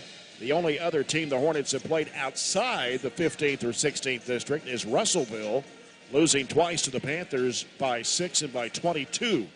Last season, the Hornets finished 13-19 after winning the 16th District tournament, losing to the Trojans in the first round of the 4th Region tournament, 56-54. They also lost their top 2 scorers in Jax Allen, who is at EKU, and Wyatt Bly.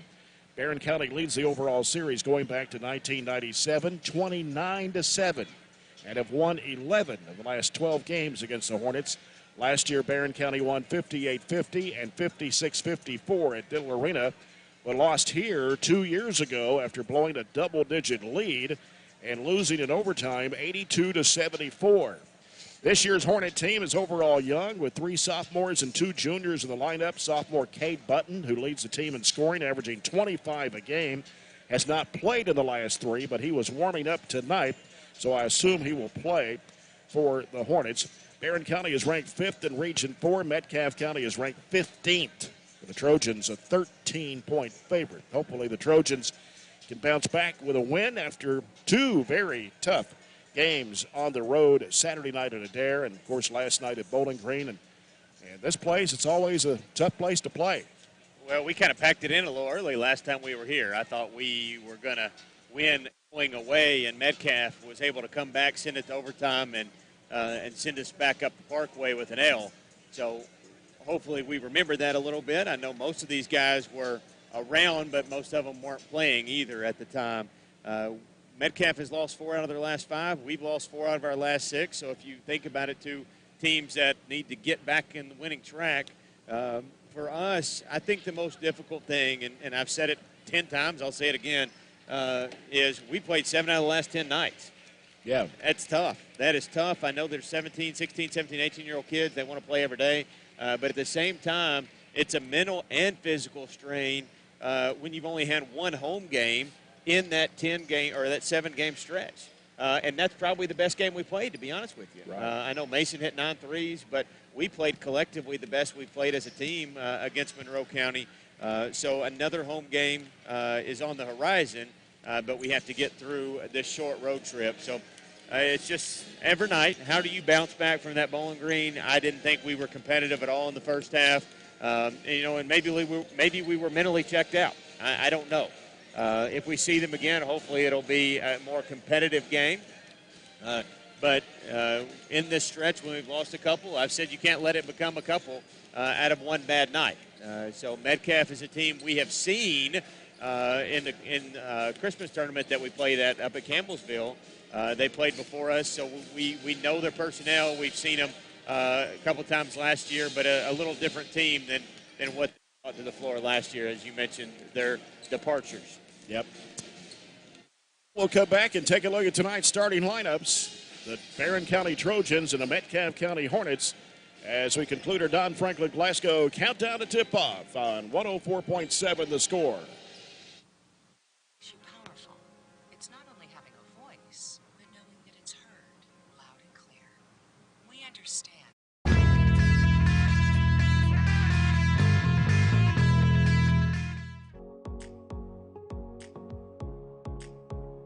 At the culmination of our pathways, students have the opportunity to go out into the community and to be able to co-op. It's through these experiences that kids get real life experience. They get to practice the skills that they learn in the class, hands-on. I'm working here at Commonwealth Broadcasting Corporation, and it's just really awesome. I get to do lots of cool stuff like write commercials. I've voiced a couple commercials, and I just kind of help out with whatever anybody needs. My favorite part is getting to meet all the different kinds of people and also just getting opportunities like this co-op.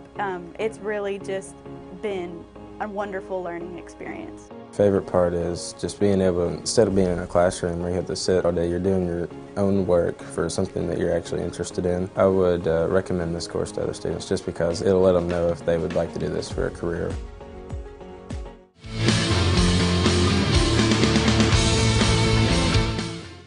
The Score, Glasgow. Online at 104thescore.com and BC Live tonight. Looking at the lineups. Brandon Brockman in his 7th season here in Edmonton. 9-15 of the year. He has an overall record of 87 wins and 116 losses. Cade Button is out there tonight, right? Do you see him? He's out there warming up. Cade Button's a 5'10 sophomore, averaging 25 points a game. Hudson Jesse, number 5, a 6'3 junior, 13 points and 8 rebounds a game. Cruz Tucker, number 15, a 6-foot sophomore, averages 7.5. Maddox Garrett, number 23, a 5'11 sophomore, averages 8. Ben Shirley, a 6'3 junior, averaging 4 points a game. They have 2 seniors on this basketball team, Cabot Bowling and Colton Huffman. Bowling 6 foot, Huffman is 6'4". Saw them play up at Campbellsville back at that Holiday Classic. Their seniors don't play a ton, play just a little bit. Yeah. And again tonight, the Trojans are without William Compton and Graham Hall. Graham Hall is here tonight, but will not play. Yeah. Coach Cunningham's back tonight too. That's a good sign as well. Playing, Graham's not. He is dressed. Okay, I didn't see him there a minute ago. I saw Graham. He's been out the last 2 or 3 games. Yeah, I saw Graham back at school today. I thought maybe he'd give it a go, but just probably needs to have a little time to recoup and recover.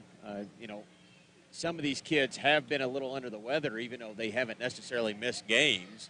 There's a little illness kind of going through the team, and part of that, being out all those nights and having those away games, and it just, it kind of runs your body down a little bit too. And that's part of the reason the rest is good, not just for for your body to rest because you've had a physical tough game, but also, you know, a lot of sickness going around throughout just this time of year.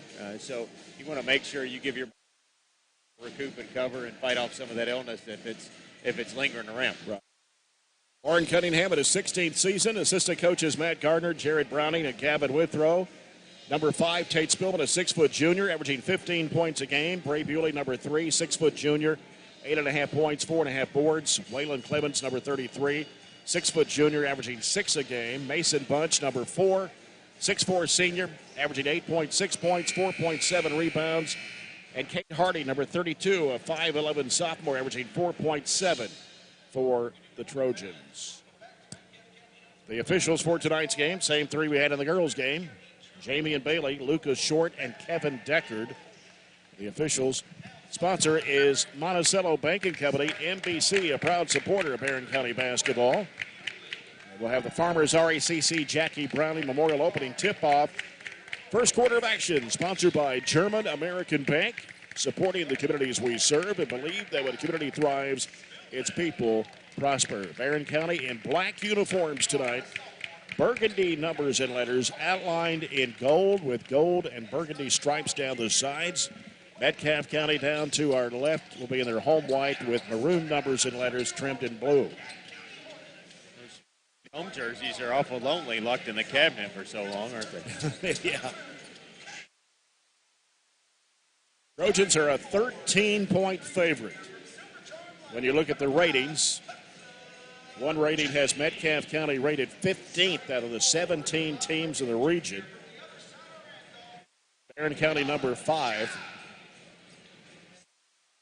Friday night homecoming at Barren County High against Clinton County. Girls game will start at 6, boys game to follow. Recognition of all the homecoming queens at halftime of the girls game, and then the homecoming activities will take place at halftime of the boys game.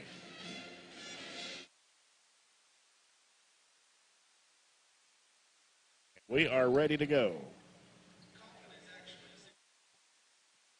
And Mason Punch for Barren County in the jump circle with Metcalfe County's Hudson Jesse. Me and Bailey will toss it up. And here we go. Tap control by Metcalfe County. Here's Button with it. Pulls up from the 12-foot jumper. Good. Right off the bat, Metcalfe County with a 2-0 lead. Yeah, he scores it a ton. 25 a game. Maybe one of the leading scorers in the region. I haven't looked that up, but dump it in. It's Punch going up over Jesse. Banked it in off the window. Body control right there. Jesse give it a few inches. Tied at 2. 30 seconds gone to the contest. Button right side over to Bowling, who started tonight. Here's Hudson Jesse. Shot in and out. Rebound a bunch.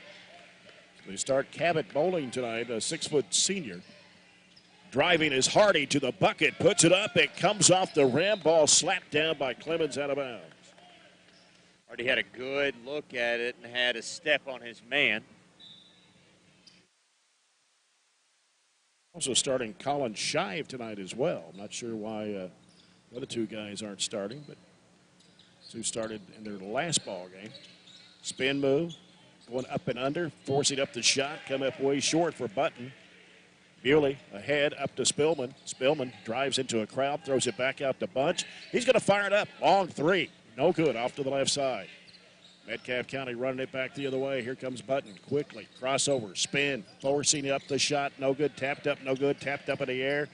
And it is going to be out of bounds to Barren. Button's very active on both ends of the floor. Yeah, to get 25 a game, you got to get a ton of shots. So Tate's got a tough assignment tonight guarding him because he's going to put up a ton of them. Spillman with it out front for the Trojans. Gives to Bewley. Now Bewley looking for Hardy, can't find him. Down low, here is Clemens, and he has it ripped away from him. Jump ball. Possession arrow back to Barren. 6:20 to play here in the first quarter. 2-2 game. Bewley on the left baseline. Sends it out to Hardy. Out to Spillman.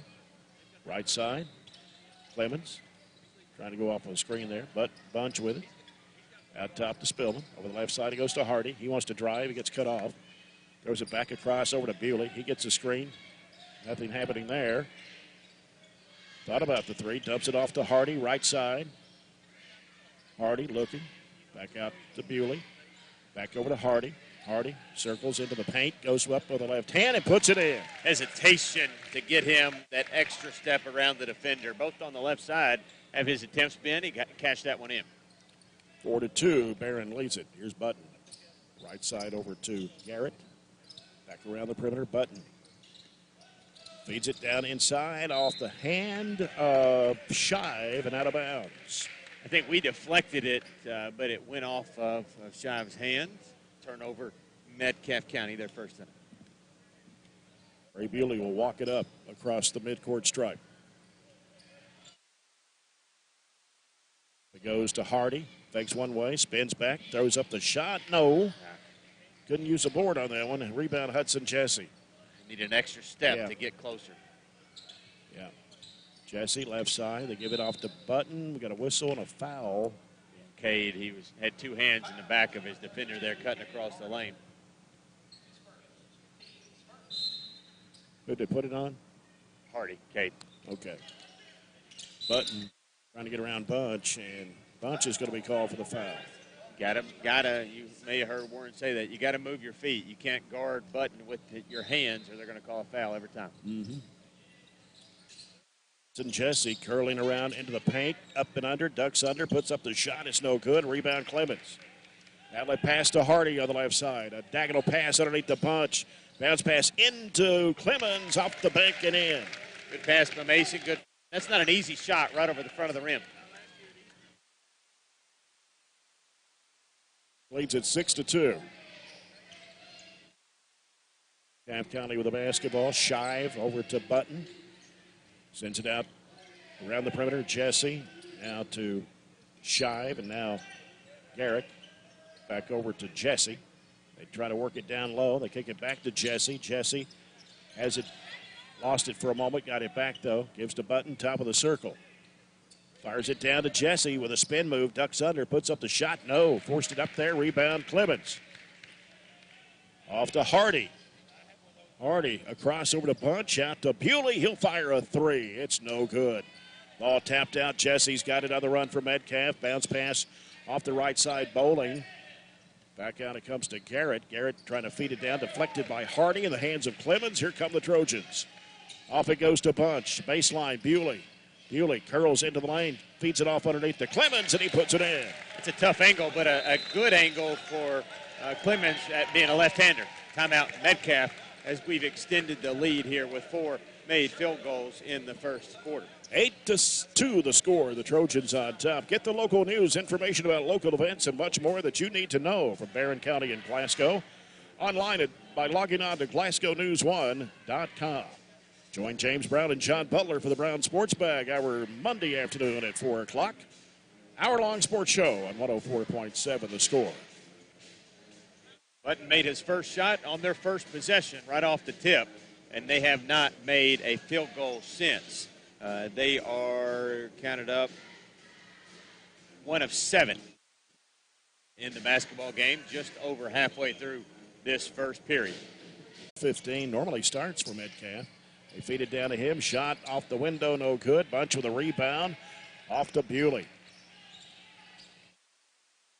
Bewley dumps it in there to Spillman on the right side. Out to Clemens. Fakes a three. Drives it down the lane. Shovel pass underneath the Bunch, and he puts it in. Good assist there. He couldn't get, Whalen that is, couldn't get all the way to the left side as he preferred because Mason was standing there, but he was wide open. And Barren County has jumped out to a 13-2 lead here with 2:39 to go in the first quarter. Timeout again by Metcalfe County. Timeouts, double-digit lead already. So we are shooting the ball well. 5 field goals, 4 twos, and a 3 on every possession. And Metcalfe really struggling as they've missed their last 8 shots. Is that a full or a 30? I guess it's a full. Yeah. Okay. Well, Friday night is Barren County High homecoming. All past Barren County homecoming queens are invited to be recognized at halftime of the girls' game. Hope to get every queen, every homecoming queen there's been at Barren County High School celebrating 50 years. And you're invited to also encouraged to bring your crown if you were a homecoming queen, to have a group picture made with the new queen after she is crowned. Friday night, halftime of the girls' game. Metcalfe County with the basketball. Maddox Garrett handling out front. Works it off to the right side. He gives it down to the corner to Button. Sends it back out now to Huffman. That's Colton Huffman who's in the ball game, a 6'4 senior. Here's a three-point shot that's off the rim by Ben Shirley. And Barren County back the other way. Here is Bunch out of the corner for three. It's no good. And the rebound to Metcalfe County. On the run with it is Button. Button cuts over left, goes to the basket, puts it up too strong against the window. Bunch with the rebound, hands it off to Bewley. Bewley over to Hardy on the right side. Hardy dribbling with the left hand, pulls up with a jumper of the lane off the front iron. Tried to go for his own rebound and lost it out of bounds. Metcalfe County will have the ball. Jackson Reese, 5'11 junior. And Gavin Nunn, a 6'5 sophomore, checking into the Trojan lineup. Lineup seemed to work there for us, starting the game in the first 6 minutes. We'll put the big in Gavin, who will get some extra minutes tonight because his counterpart not playing. Garrett with the basketball, gives to Tucker. Out top now to Shirley. Over the right side now to Garrett. They feed it to a breaking Huffman. Puts it up, shot blocked from behind by Bunch and out of bounds. That length. Stays with the Hornets. A minute 38 to play here in the first. Barren County 13, Metcalfe County 2. And having trouble getting inbounds. Finally does. A shot way off the mark. Bunch with a rebound. Off the missed shot from Bowling. Reese hands it off to Bunch as he crosses the midcourt line. Gives it to Bewley. Bewley brings it back out front. Floats it in to Spillman at the right elbow. Out to Bunch. Can't shoot the three. They come out to defend him as Tucker puts the pressure on him. Here's Nunn down low. Throws it off the left corner. Bewley for three. Yes! The kick out by Gavin.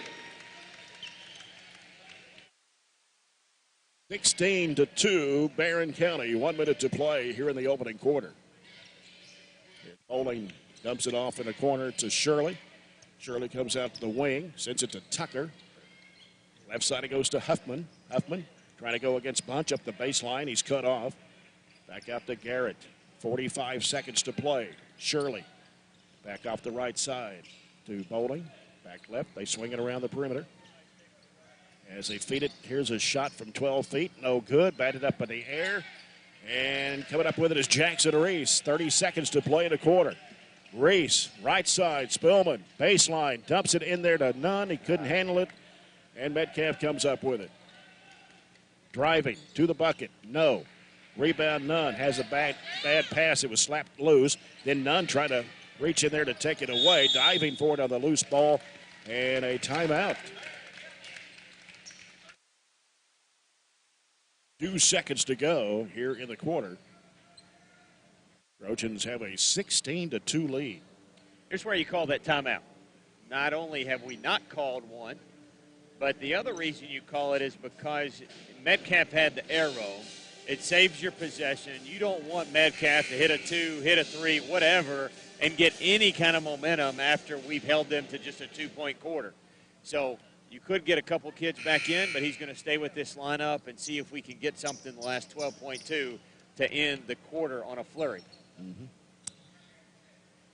Kate Button opened the game with a 2-point shot there for Metcalfe to take the first lead, and they have not scored since. 12 seconds to go. Bewley have to go. Crosses midcourt, down to 7. Bewley in the corner. Jackson Reese for 3. It's no good. Came up short. And the ball is loose out of bounds. And they say it went off Barren. I thought it went off of Huffman, but 1.2 to play. Desperation throw from midcourt. Hits the top of the backboard. That's the end of the first quarter, and the Trojans have out to a 16-2 lead over Metcalfe County. We'll return to Edmonton after this break on 104 The Score.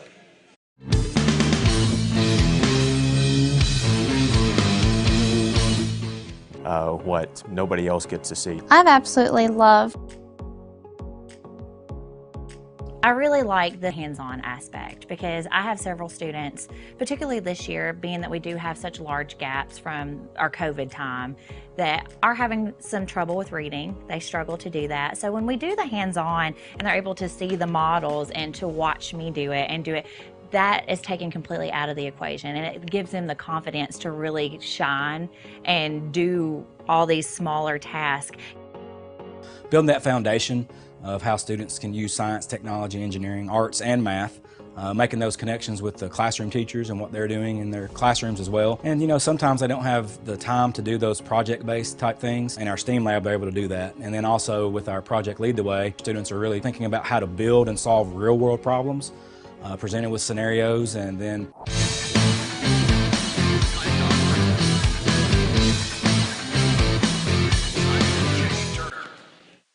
County 16, Metcalfe County 2. Here's Button with another right wing. Out top, Bowling won't shoot the three. He'll get rid of it over to Garrett. Garrett back to Bowling, around to the right side, Button. Out top is Hudson Jesse. Jesse trying to post up there against Gavin Nunn. Goes back over the left side now to Bowling. Bowling out to Jesse for three. It bounces high off the rim. Bewley with another board for the Trojans. Diagonal pass on the left side. Spillman for a three. No. And rebound comes off to Metcalfe County's Cabot Bowling. There's a walk right there, no call. Button, right elbow shot, way off the mark, put back up and in by Hudson Jesse. Got to get that offensive board, went right through her hands. 16-4, Trojans, 7:04 to go here in the first half. Bewley stops, looks, bounce off left elbow punch, turns, bounces over to Nunn, gives it back out to Bewley. Now Bewley wanted to shoot the three, gets cut off by Jesse. Comes to Bewley from Jackson Reese, back left side Spillman. Working into the paint, goes back to Bewley. He drives, gives it off in the corner to Jackson Reese. Down low, here's Gavin Nunn up with the left hand, can't get it to drop. Rebound to Jesse for Metcalfe. Off to Button, they're going to call a foul on Nunn.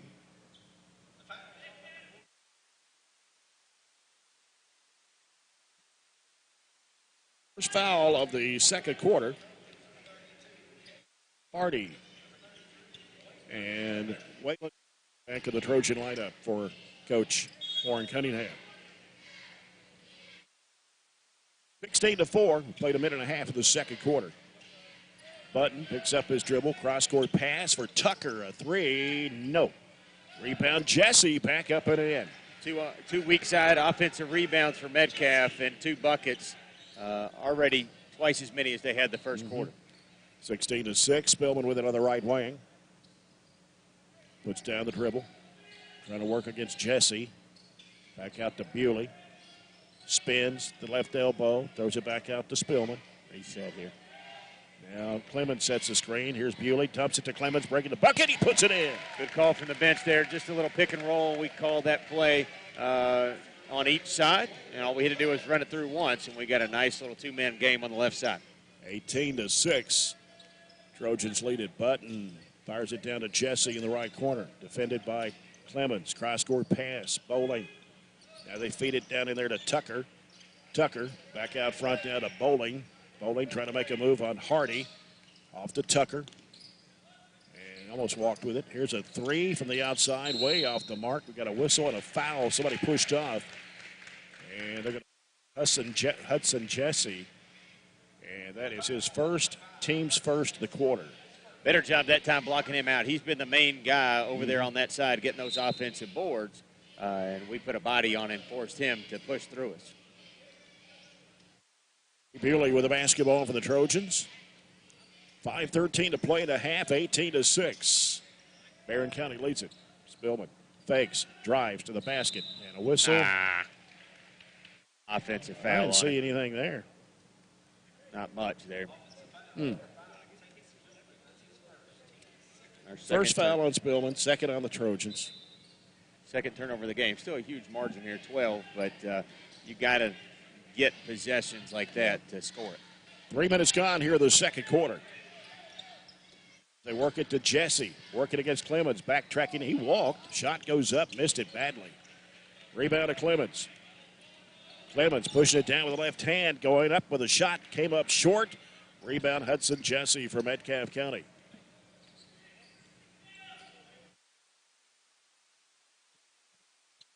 With it out front.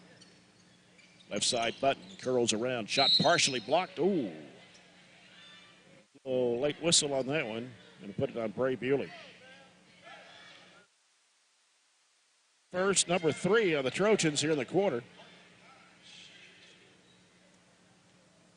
Button is an 81.3% foul shooter.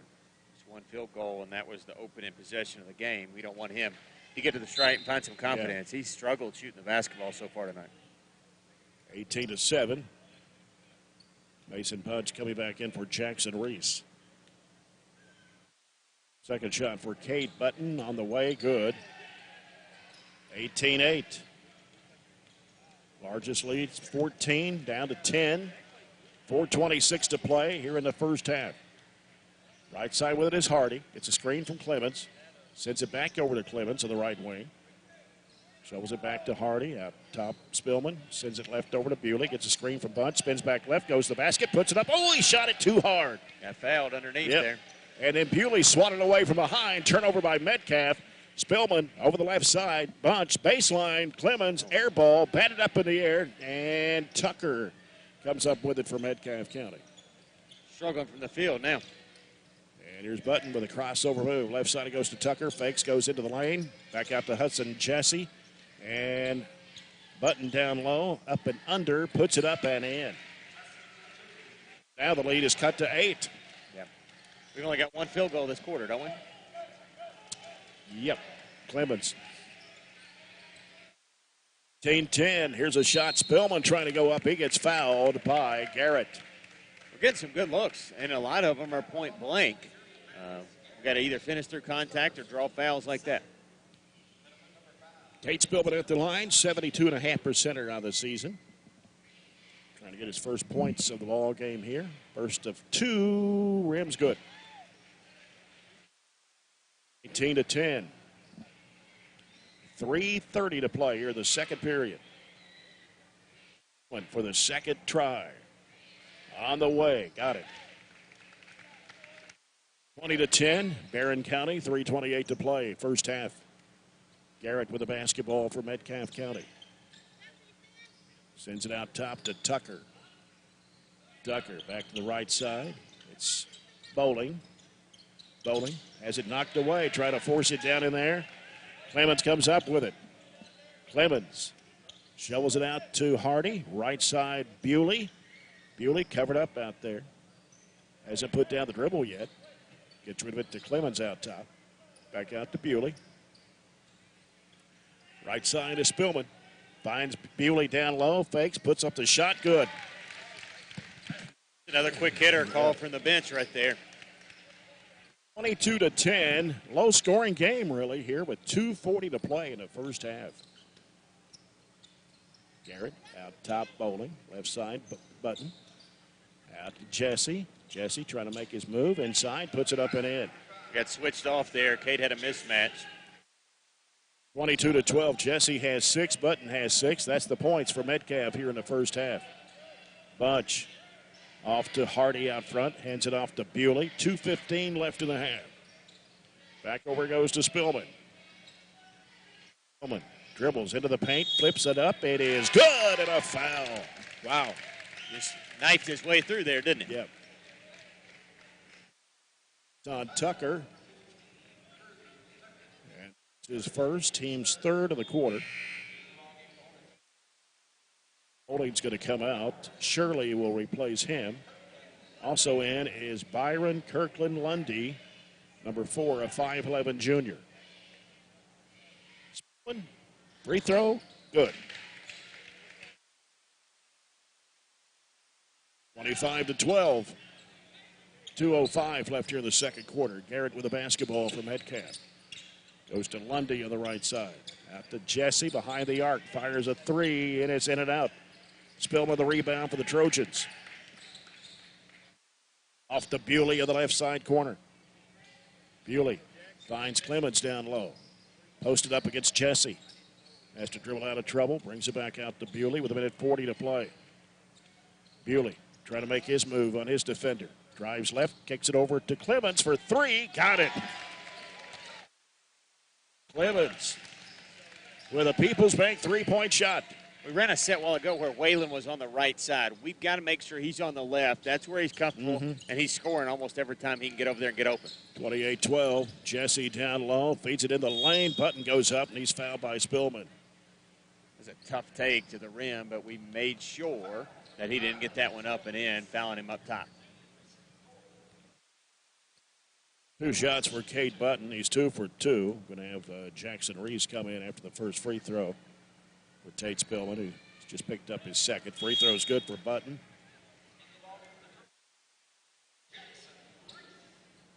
(28-13). 1:15 left in the half. Button for this second shot. It's on the way. Good again. 4 for 4. He has 8. 28-14. Barren County 1:10 to play here in the first half. Bewley, right side over to Hardy. Gets a screen from Reese. Fires up a long three. No. And rebound is slapped out. Chased down. Bewley's got it. Gives it to Bunch. Feeds it to Clemens. Puts up the shot. It rolls off the rim. He got bumped there, but no whistle. Here's Metcalfe the other way. Lundy giving it to Button for three. No. And they're over the back on Bray Bewley. Shirley his first. Team's fourth with 44.6 to play. Barren County's basketball leading 28-14.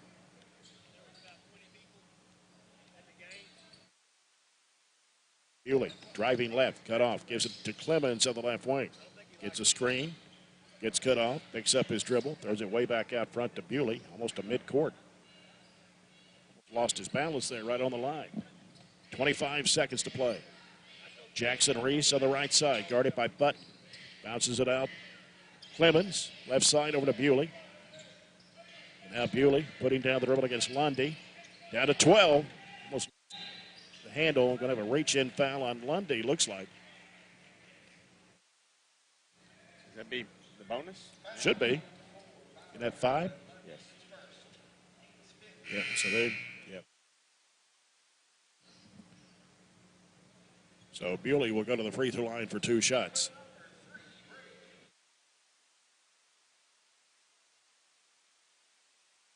Bewley, an 82% foul shooter. First one, no good. A rare miss. Gavin Nunn coming back into the Trojan lineup here in the second quarter for Kate Hardy. 10 seconds to play here in the second quarter. Here's Bewley's second shot. It's on the way, and it pops out. A rebound by Clemens. Gives it back to Bewley. Down to 7. Bewley leaves it off with Punch for a long three. Yes! Well, we'll take a three-pointer over 2 free throws any day, right? Yeah. It's the largest lead for Barren County on the three-point shot from Mason Punch. 31-14 is the score here at the break. The Trojans on top of the Hornets by 17. As Barren County scored 15 in the second quarter. Metcalfe County scored 12.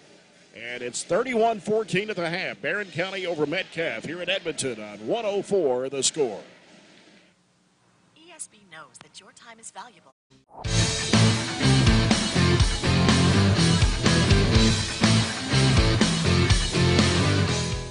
They have to problem solve and come up with solutions.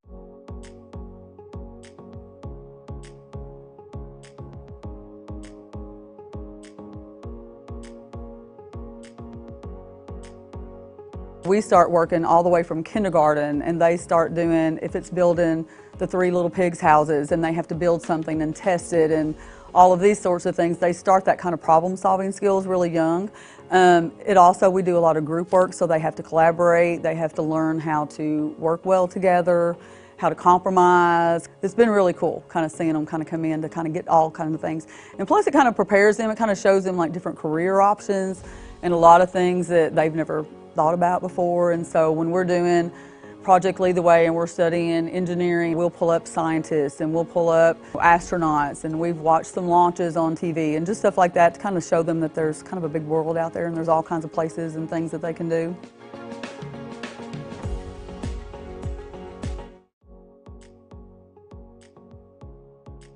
So this class is responsible for growing produce and flowers, hanging baskets, and different vegetables in our school greenhouse that we sell to the public. We also use the produce that's left over after our annual plant sale to grow here in our raised garden beds, and then we harvest that produce throughout the summer. And then all of that produce gets donated to the Barren County Reads and Feeds program here that we do within our school district.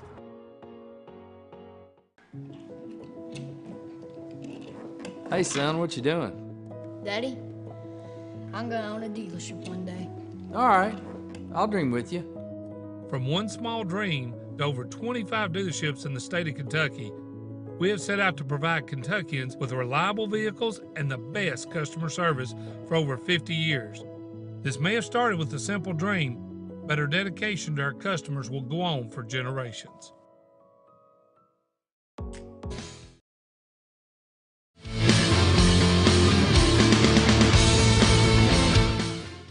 Metcalfe County's 12 in the second quarter to take their largest lead of the ball game at 17, 31-14.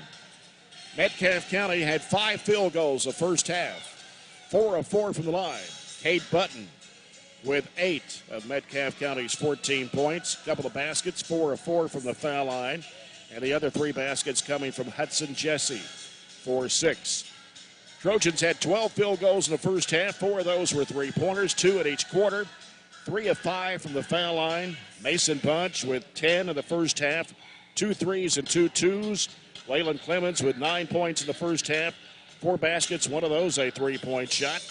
Ray Bewley with 5, a 3, a 2, and over 2 from the foul line. Tate Spillman with 5 points in the first half, all in the second quarter actually, with a field goal and 3 for 3 from the charity stripe. Kate Hardy had a 2-point basket, and Jackson Reese saw action but did not score in the first half. I had a 24, right at 50% for the half, 4 of 9 from 3, 2 in each quarter for 44%, only turned it over a couple of times. Metcalfe 5 of 27, including a 1 of 16 performance in the first quarter. Made their first one, didn't make their next 15 to end the first quarter. So they were 5 of 27 for just 19%, did not hit a 3.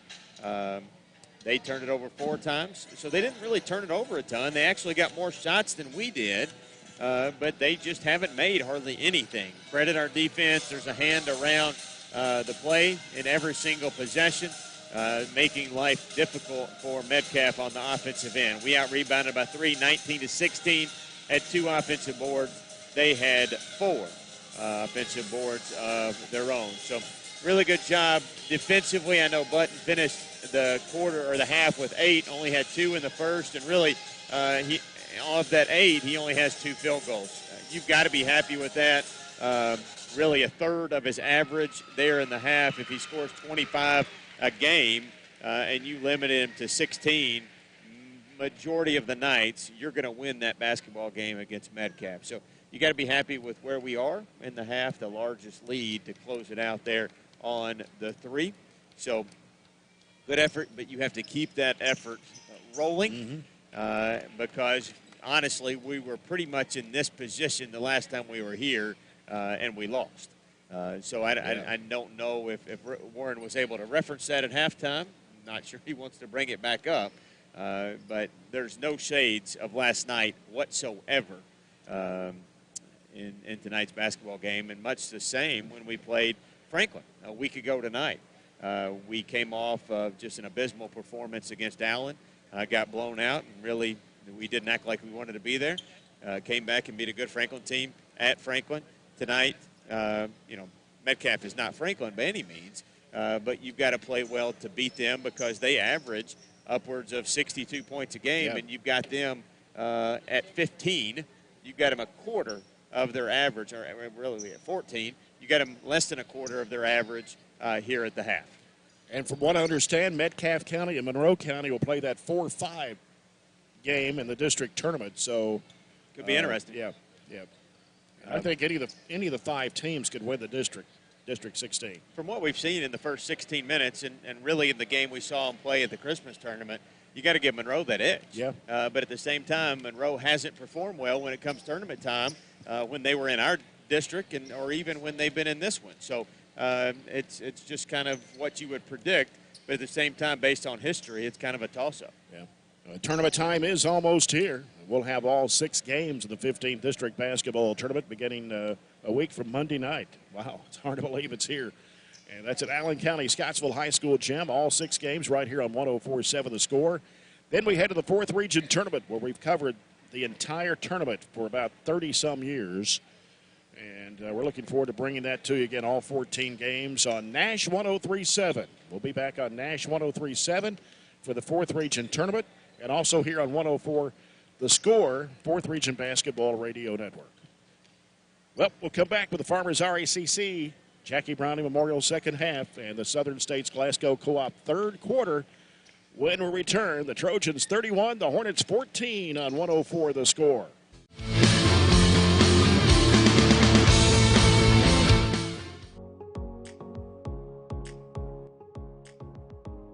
What I really like about with Project Lead the Way and with the STEAM content that I get to teach is it makes those real world connections. It's allowing kids to put their brain in action. It's not that, we're not at that time in the game where we're sitting and getting and taking notes and content. It's taking that content and applying it to real world selections. And that's what Project Lead the Way is allowing us to do and create those opportunities. Those students that you have in the classroom that may struggle with that reading and math are thriving with this content because they're able to put solutions to problems and fix things that they wouldn't necessarily get in a normal math or reading classroom.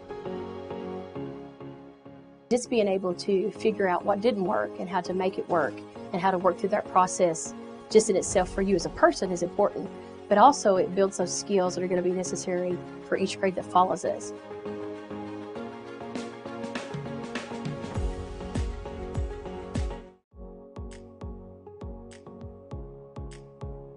At the culmination of our pathways, students have the opportunity to go out into the community and to be able to co-op. It's through these experiences that kids get real-life experience. They get to practice the skills that they learn in the class, hands-on. I'm working here at Commonwealth Broadcasting Corporation, and it's just really awesome. I get to do lots of cool stuff like write commercials. I've voiced a couple commercials, and I just kind of help out with whatever anybody needs. My favorite part is getting to meet all the different kinds of people and also just getting opportunities like this co-op. It's really just been a wonderful learning experience. Favorite part is just being able, instead of being in a classroom where you have to sit all day, you're doing your own work for something that you're actually interested in. I would recommend this course to other students just because it'll let them know if they would like to do this for a career.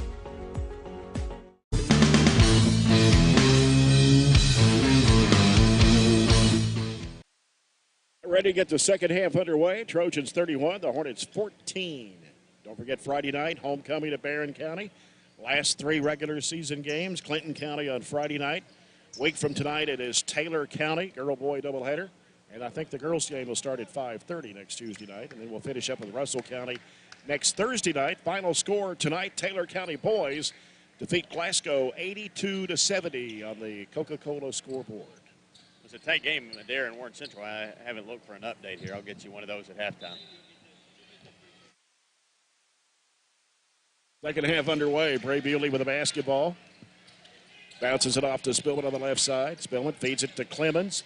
Clemens posted up there against Hudson Jesse. Back out it comes to Spillman. Gives to Hardy. Right side it goes to Bewley. Bewley looking for Spillman down low. He's going to drive. Spins in the lane. Up with a shot. It rims off. And the rebound comes off to Jesse. Gives it to Button.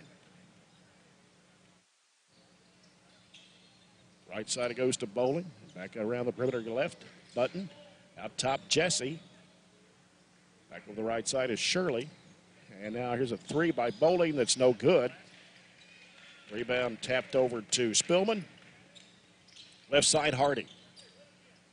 Back to Spillman. Now Spillman dribbling. Bounces it off to Bewley. Bewley, back left side over to Spillman. Spillman, out top bunch.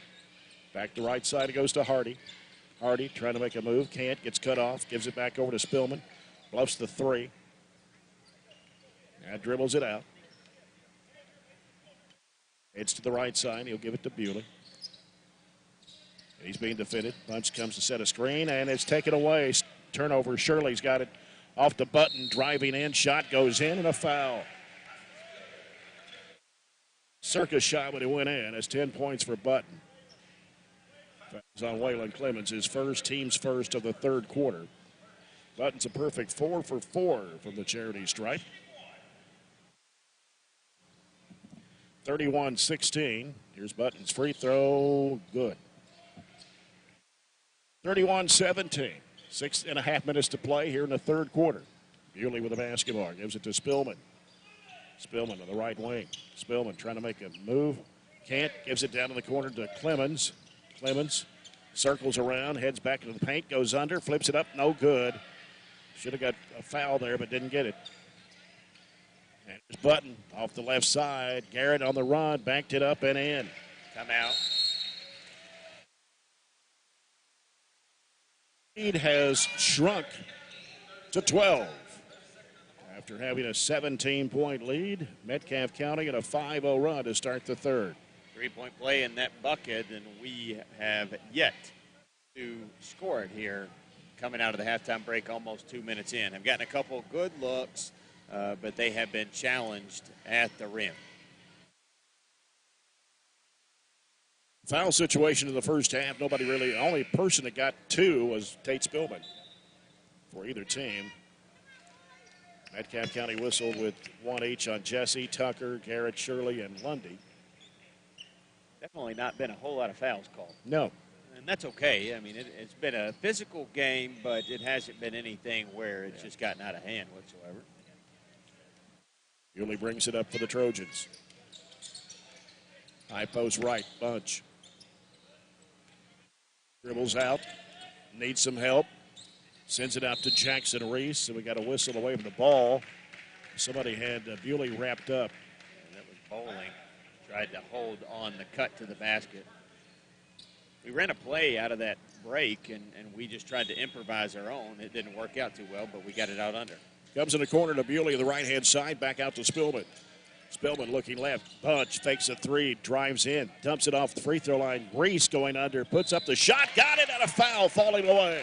Double clutch that went into, I think that's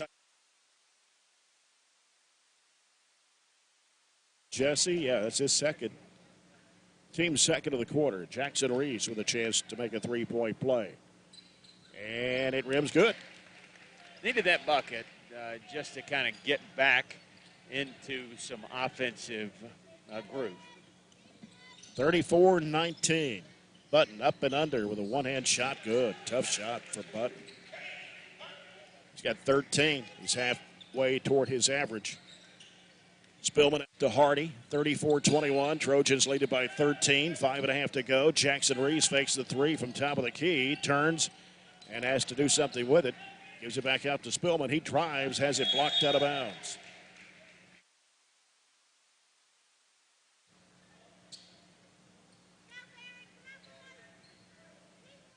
Bewley will toss it in. Left of the bucket. Sends it out front to Jackson Reese. Now to Bewley. Back to Reese. Right side Bunch. Lets it fly. Bounces off. Jesse with a rebound from Metcalfe off the Button. Button pushing it. Throws it back out to Jesse. Now he's already dribbled. Gets rid of the basketball over to Button on the right wing. Button getting a screen. Curls back to the left side. Throws it off the left side into Cabot. Bowling and back out. They dump it back to Jesse. Turnaround fall away. Baseline way short. Barely brushed the iron. For the Trojans. Bewley. Cut off. Throws it back over to Spillman on the left wing. Spillman trying to make a move on his defender, which is Button. Out to Jackson Reese for 3. It is no good. And a rebound. Oh. Cat player lost it out of bounds. Hardy didn't touch it. Cade was running back the other way, wasn't he? Yeah. Either call a foul on Cade or it's out of bounds our ball. 4:15 to play here in the third quarter. Barren still up by 13 here. Largest been 17. They give it to Button. Button working left side, 17-footer, no. Hardy with a rebound for the Trojans. Strong rebound. Hardy breaks to the middle, top of the key, gives to Bewley. He's going to fire it up. 3, no good, off the back iron. Jesse with another rebound from Metcalfe. Dribbling it up himself across the midcourt line. Little cold, only 3 points for the half. Here's Button down low, working against Spillman, and puts it up, no good, forced it up there. Chase down, Jackson Reese has it for the Trojans. Reese, we got a 5-on-4. He drives, and a whistle, and an offensive foul.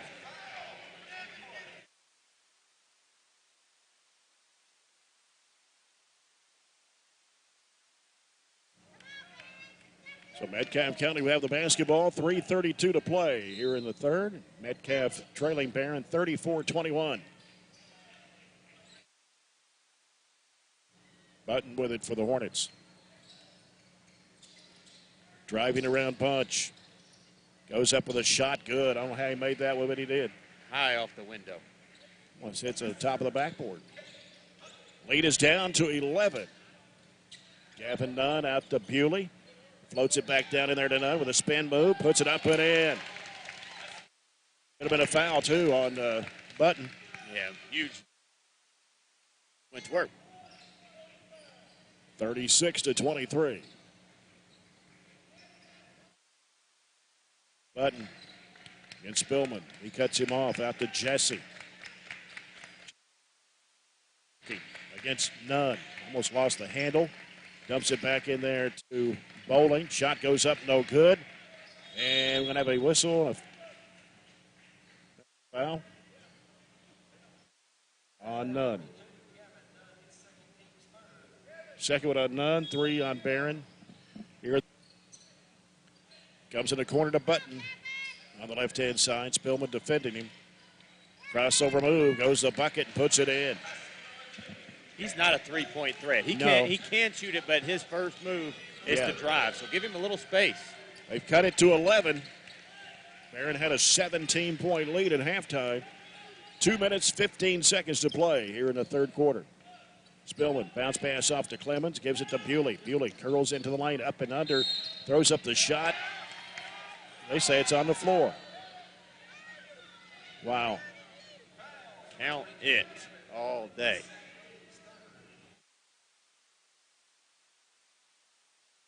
We'll take it out underneath. Well, Bowling picks up his second personal. That's 3 on the Hornets. We'll toss it in. Sends it out to Bunch. Out front, Spillman, right side wing. They float it down to Nunn, a foul. This one will be on Shive. His first, team's 4th.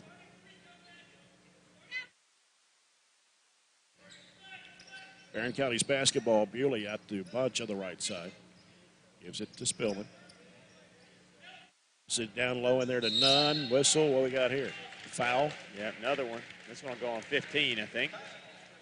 Tucker, number 2 on him. Should be shooting here. 2 shots. Yeah, they were digging. All there was just to take care of the basketball. He grabbed it, chinned it, and didn't let him be tied up. Nunn for 2. First one good. Gavin Nunn, his 3rd point. 6'5" sophomore. Averaging about 2 points a game coming off the bench. His second throw is also good. Nice spin on the release. 38-25. Trojans back up by 13. Little zone here, 2-3 action. They go inside the Button. And around the perimeter to Tucker. Tucker dribbling with the left hand out to the top of the key. He's covered up. Back to Button. Launching the 3. Got it. He can shoot it, like I said, but that's not his preference. No. So when we went zone, he took the shot. That's only his 20th make from behind the arc on the season. Lead is cut to 10 at 38-28. Ball gets knocked away. Button racing to the basket. Goes up, flips it up, no good. And we got a whistle, foul, somebody over the back. Nope, they're going to say knocked out of bounds. They just Gavin, didn't they? Yeah. And Garrett will toss it in right side of the bucket. They get it into Button on the right baseline. Post up in there against Spillman. Forces up the shot. Got it to go down and a foul.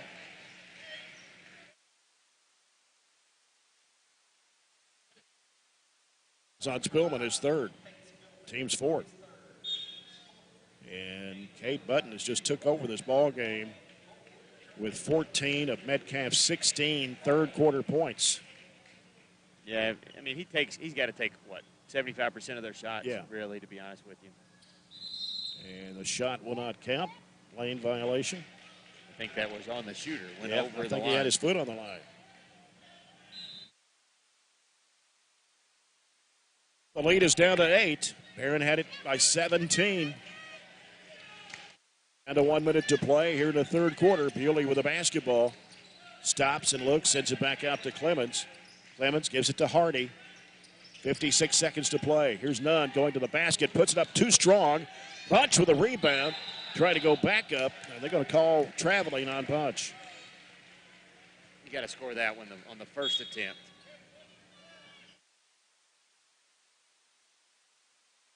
Down to 50 seconds to play in the quarter. Got the lead in half, Yep. more than half. Was 17, down to 8.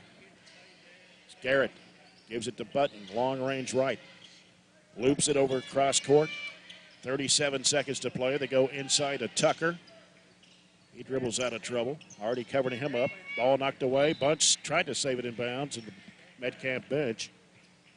30 seconds left. Comes out to Butt. Sends it right side over to Garrett.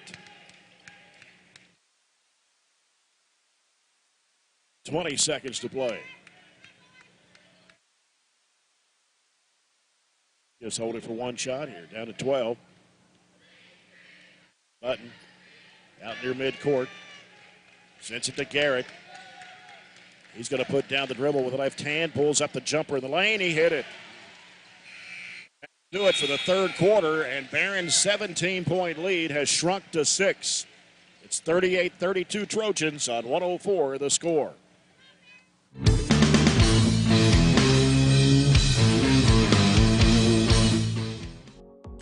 Medical Detectives is part of the Project Lead the Way curriculum, a feeder to the Biomed program at the high school. One of the things that I really enjoy about this class is that it does expose the students to a number of different medical careers and give them ideas that there are numerous potential career opportunities for somebody in the medical field. I would definitely recommend the class for someone who has interest in medical sciences, and you'll learn a lot about the brain, vital signs, and just all around a lot about science. Classes that we're offering here with Project Lead the Way, it allows them to have those real world problems where they're able to connect with each other, connect across soft skills that they're able to develop and work through those problems together. And so within our school, within our district, we provide lots of different opportunities for students to learn, to grow, and so that's what our goal here is at Barren County Middle School, is to empower students through our learning opportunities. It's not about having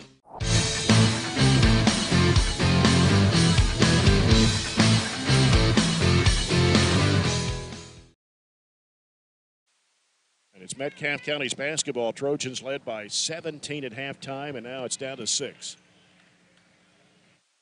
Final quarter brought to you by South Central Bank. Small enough to know you, big enough to help. Button with a basketball. Working out top. He's going to drive. Kicks it off in the left corner. Tucker in trouble. Left of the lane.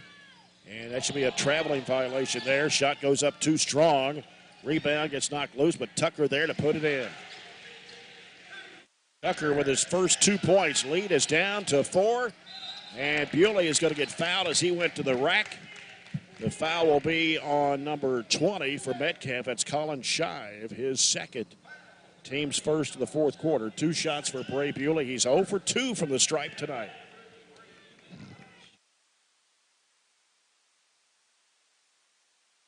First one good. To back up to 5 at 39-34. They went on a 20-7 run. Second shot good for Bewley. 34 Trojans. 30 seconds gone here in the fourth quarter. Button with a basketball. Looks at a trap. Sends it left side over to Garrett. Garrett heads toward the top of the key. He walked.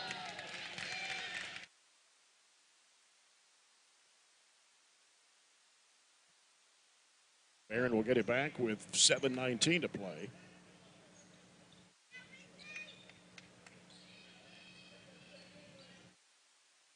Bewley with the basketball. Top of the key. Spillman, right elbow. Turns, works, spins in the lane. Is shot in and out. Rebound to Jesse from Metcalfe.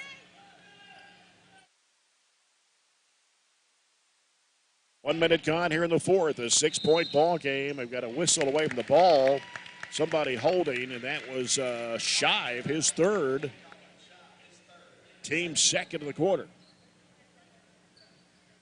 Well, we're struggling. 2 of 9 in that third quarter. Just 22%, didn't hit a three. Metcalfe had 8 of 14, so they completely turned it around, and that's why it's a ball game. Just 6-point lead for the Trojans. Mason Bunch. He's picked up his dribble, sends it out to Clemens. Clemens back over to Bunch. He's open. 3, no good. Rebound to Button. Just pushed right through a screen there, right in front of the official. Didn't call anything. Button hooks it over. Jesse for 3. It is off high. Pulled down by Spillman. Outlet pass left side. Bewley throws it behind him. Cade Hardy throws it to the basket. Puts it up and in on the runner off the bank shot. Little floater. Cade Hardy with his second field goal of the ball game. 42-34. Trojans, 6:14 to play. With it is Garrett from Metcalfe County. Working around the top of the key. Gives it off to Tucker. Tucker, top of the key. Back to the left side corner. 3, no good. We got a push off on the rebound. It will be on Jesse, and that's his third. Team's third of the quarter. It'll be Barren County's basketball. We played almost 2 minutes of the last quarter here, and it's 42-34.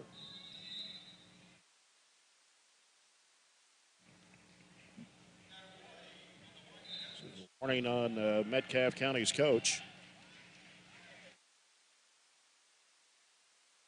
Here's Bewley with the basketball. Gives to Spillman on the right wing. Spillman had an open look at a 3, didn't take it. Left side goes to Bewley. Bewley in the corner. Reverses it back out. Hardy fakes the 3, drives, hooks it back. Oh, Bewley wasn't looking for the pass. Out of bounds to Metcalfe.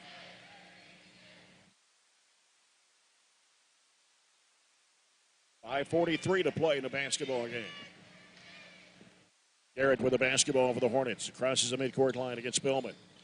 Gets rid of it to Button. Bewley guarding him. They float it down to Jesse, working against Bunch, trying to muscle it up. Pump fake, puts it up. It is no good. Follows his own shot and puts it in.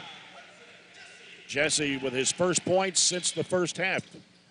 Bewley in the lane. Clemens, no good. Rebound to Tucker. 42-36. Barren leads it.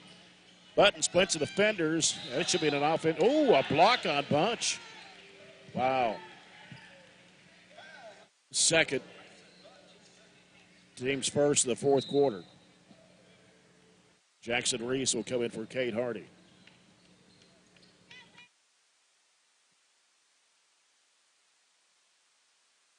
.5:13 to play. Barren 42, Metcalfe 36. Metcalfe's basketball underneath. Garrett will toss it in. Nope. They'll leave it with Tucker.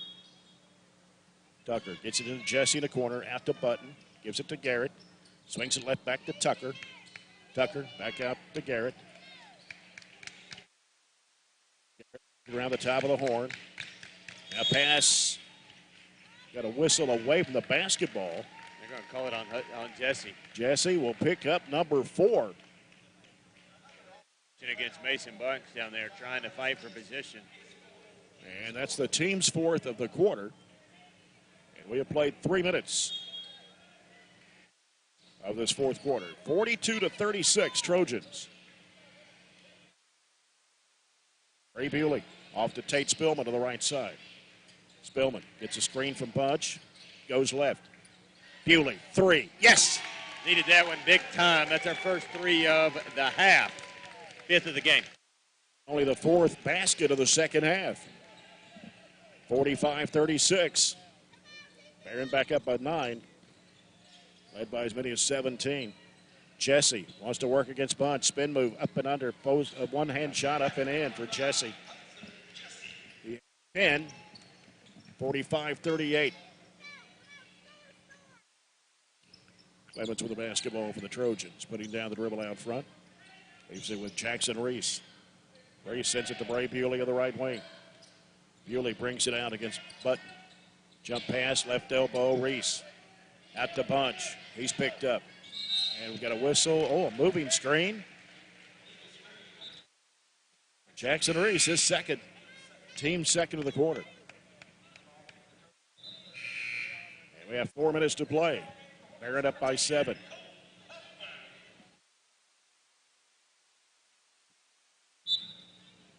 And Tucker will toss it in. It comes out to Garrett. Garrett working the right side, gives to Button, curls into the lane. And walk. His shot goes up and in. And 45-40. They just haven't missed the second half. I feel like I got them 11 field goals. I might have missed one. That's right. We do have 11. In the corner, Tate Spillman. Out the bunch, gives it to Hardy, turns, dribbles, goes into the lane, out the bunch, straight away with a 3, no good. Rebound comes off to Huffman for Metcalfe. Here comes Garrett off the left corner. Tucker, a 3, swishes it through. Time out. Trojans. Barren County has lost their 17-point lead. It is down to 2 at 45-43 with 3:13 to play. Feels like deja vu, doesn't it? Yeah. Metcalfe with 13 field goals in the second half. And most of them from Cade Button. Missed one there. So they got 5 this quarter, is that right? They have 5, yeah. And Cade Button with 7 of Metcalfe's 13 field goals in the second half. He's got 24 points, 1 point below his average. 13. I've got him 13 of 20 this half, so 65%. So just lighten us up, to be honest with you. And for some reason, the scoreboard just reset itself back to a brand new game. So it's going to take a second to get that reset. Maybe a little extended. County had a 31-14 lead at the break. And Metcalfe has outscored the Trojans the second half, 29-14. With the 3 right before the buzzer, that put it at the largest. Yeah. And we've never even gotten close to that again, as they came out on fire, hit basically the first 3 field goals of the second half, and haven't really cooled down since. Barren County only 4 field goals the entire second half. Make sure they got the score right when they put it back up there. They don't. I don't know what happened. I guess somebody hit the reset button. It got turned off. I don't know what it was. So it was 45-43. Not sure how much time was on there. Yeah. 3 something. They're going to put 3:13 on there. I don't know if that's right or not, but maybe close.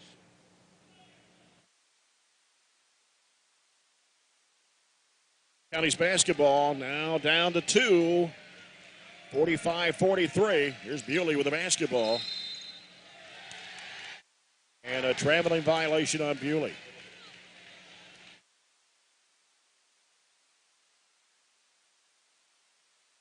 Metcalfe now with a chance to tie on a 2, take the lead on a 3. Here's Garrett. Now we got a moving screen against Huffman. Team's not very solid right now. We've got 3 turnovers. That's their 5th for Metcalfe. But when they get shots up, they're going in. They just haven't gotten a ton of them because of mistakes like that. Yeah. Right elbow, punch, out top, Spillman. Back it goes to Bewley, wing. Bewley on the dribble.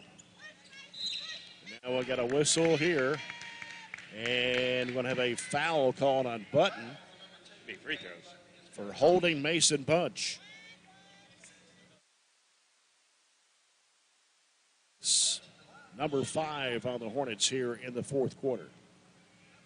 Mason Bunch has not scored here in the second half. He scored 10, a couple of 3s, a couple of 2s. Free throw comes off. 70% from the line on the season. Huffman comes out for Metcalfe, replaced by Shirley. 2:43 to play. Barren up by 2, 45-43. Here's Bunch with his second free throw shot. It's in there. First point of the second half for Mason Bunch. He's got 11. to lead the Trojans in scoring here. 2:40 to play, 46-43 Barren.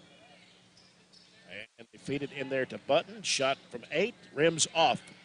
Rebound, Mason Punch. Gives it to Bewley. Bewley into the front court. Gets rid of it to Hardy. Hardy. Off to Spillman to the right wing. Spillman sends it back out to Bewley. And now over to Hardy on the left. Feeds it, and it's knocked away, stolen. Tried to go to Spillman with it. Button came off his man and intercepted the pass. Chance here for Metcalfe to tie the game on a three-point shot with 2 minutes to play. They dump it into Jesse. They feed it underneath to Tucker, and he puts it in. Went away from Button that time. 46-45. Barren leads it by 1. 1:45 left in the basketball game. No way we should be in this position, but offensive. Bewley gets with it out to Hardy. Left side it goes to Spillman. Comes off the screen. Won't shoot. Goes to Hardy on the right wing. Fires it up. Got it! That was a good shot. Passed up a closer Bewley, but the wide open shot was Kate Hardy, and that was a timely make to push it to 4. Hardy with the People's Bank three-point shot. Button driving in. Going to have a foul. And they're going to put it on Clemens. His second.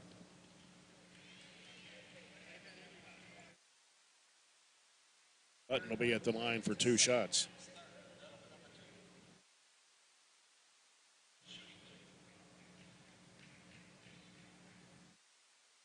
Button is, well, the last time he was on the line and free throw didn't count. 2 shots, first one is good. 25 for Cade Button. That's what he averages per game. What do you have at the half? 6? 8. 8. 49-46. Button puts this one up. It comes off. Bunch with a rebound. Rare miss for an 81% shooter. Yeah. Down to 108. Here's Bewley working. Driving left. Comes out of the key. Now goes back to the right side. Hands it off to Hardy. Hardy now puts down the dribble. He's working out there against Button. Reversing it back to the right side. Got a timeout by Coach Warren Cunningham with 53.9 seconds to play. Barren County will have the basketball, leading 49-46. A one-possession game. You want to drain as much time off the clock as you can. Metcalfe, if they foul, puts us on the line for 2 free throws. But this is definitely not a situation where you play just to run the clock out. You play to get a good shot, different than everybody else. You don't want to shoot a 3, but sometimes that's our best shot that we got on the floor. You'd rather have the layup-only type mode or make them foul you and earn a couple free throws. Yeah. Trojanettes winning earlier tonight, 55-36 over the Lady-Hornets to go to 20-7 on the year. 3 home games remain. Clinton County on Friday night for homecoming. Next Tuesday night, Taylor County. Next Thursday night, Russell County.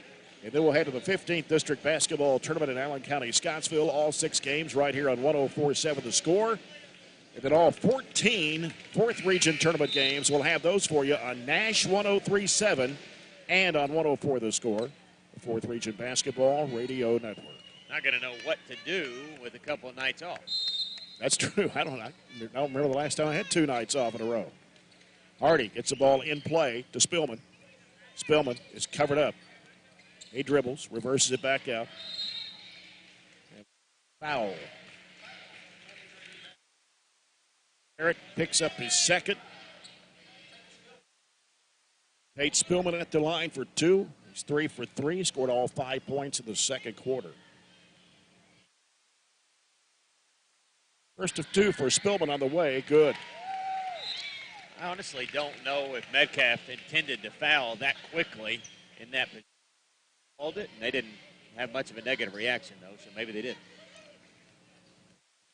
Spillman for the second of 2. It's in the air, and it's good. Makes it 2-possession game. It's 51-46, Barren. 46 seconds to play. Make somebody besides Button take the shot if possible, obviously.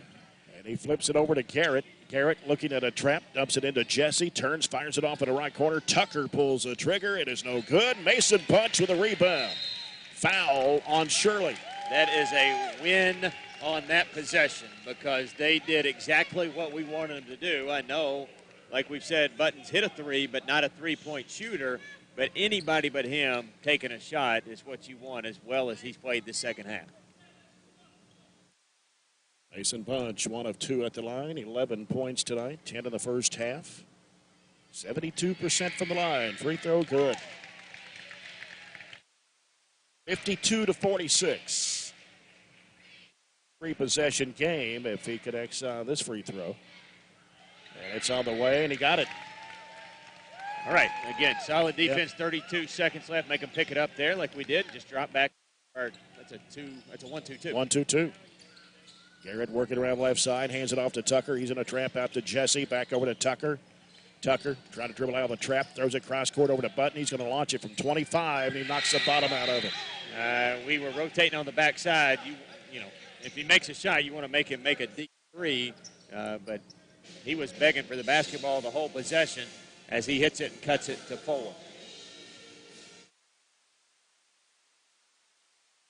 Now with 28.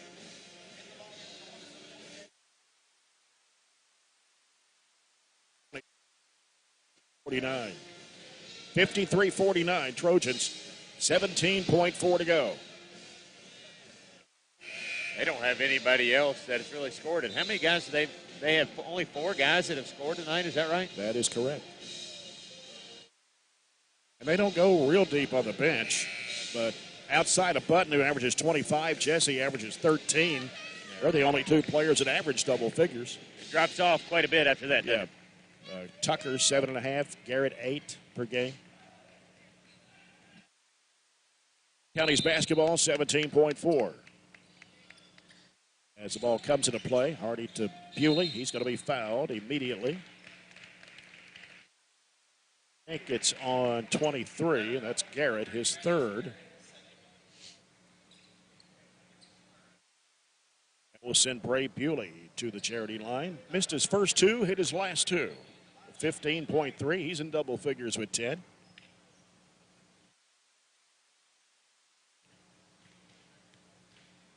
Bewley, first of 2 on the way, too strong.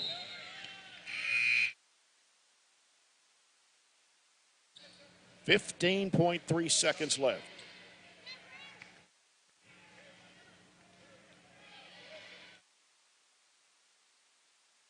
Second shot for Bewley. Got it. 54-49, a 2-possession game, 14 seconds. Garrett off to Jesse. Steps over a high arching 3 that's off the left side of the rim. Rebound to Bewley. And a reach-in foul on Shirley with 5.6. That'll about do it. Should do it right there. Make a couple and make sure. Hung on. That's about what you say about this one, right? Mm-hmm. Great first half and did enough in the second. Back of the line, 2 more. Got it.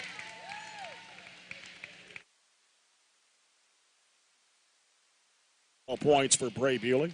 55-49, 56-49. 5.6 to play. Metcalfe's basketball. Here comes Garrett in a hurry.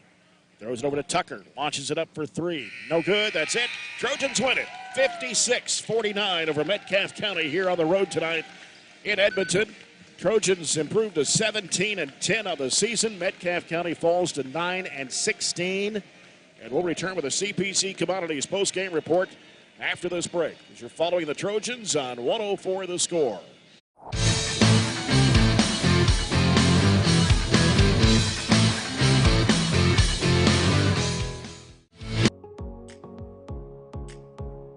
It's not about having kids know content knowledge, like, hey, I memorized this order of things, or I know that. It's actually basically like a knowledge acquisition process. Do I know how to get knowledge? Do I know how to research? What's my question? How do I know when I've learned this How do I know when I'm ready to go to the next thing?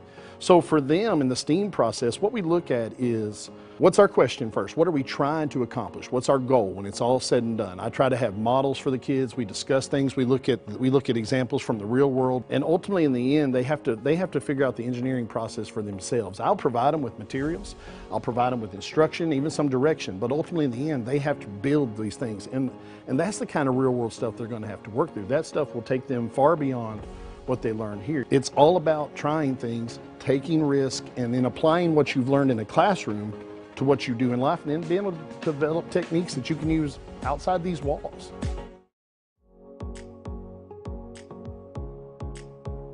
I'm super proud of what we've been able to build in the last few years.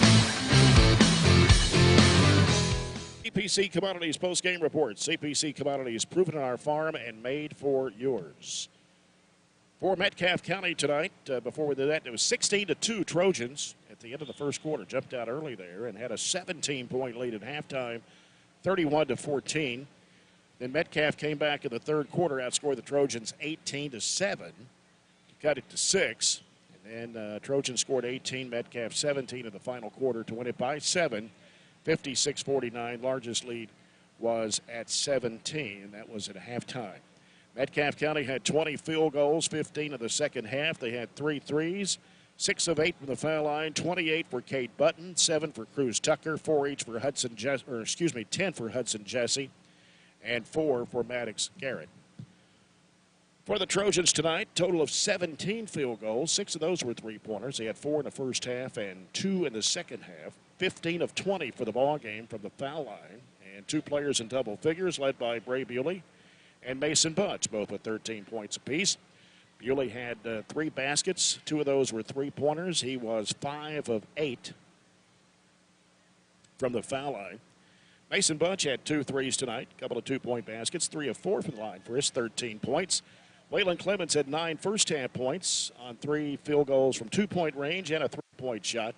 Tate Spillman had 7. He had a field goal and 5 of 5 from the foul line. Kate Hardy with a total of 7 points tonight. He had a 3, a 2 in the fourth quarter, and a 2-point basket in the first to finish with 7.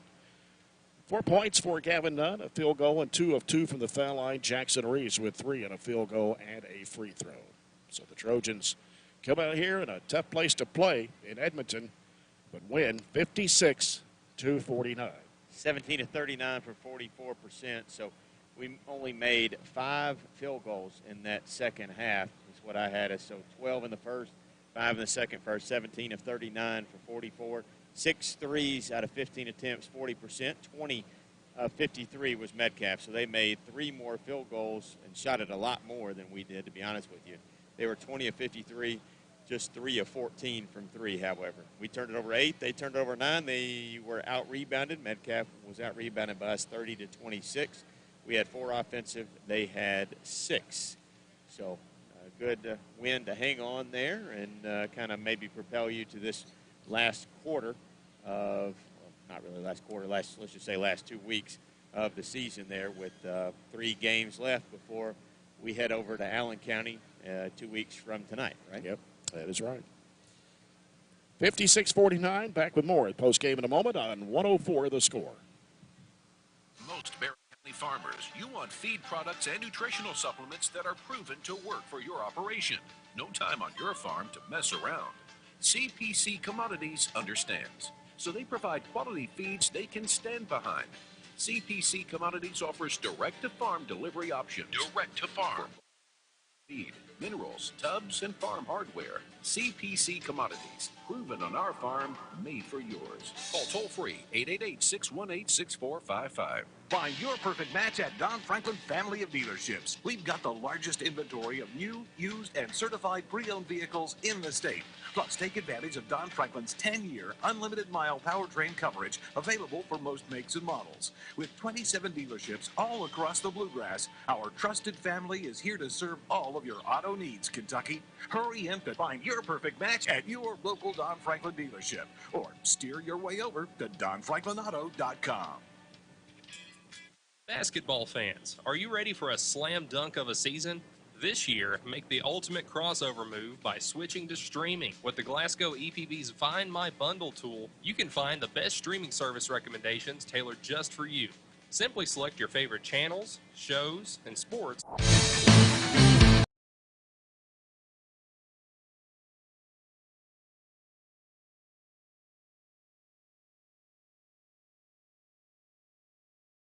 You probably have a lot of questions. How do you make your savings last?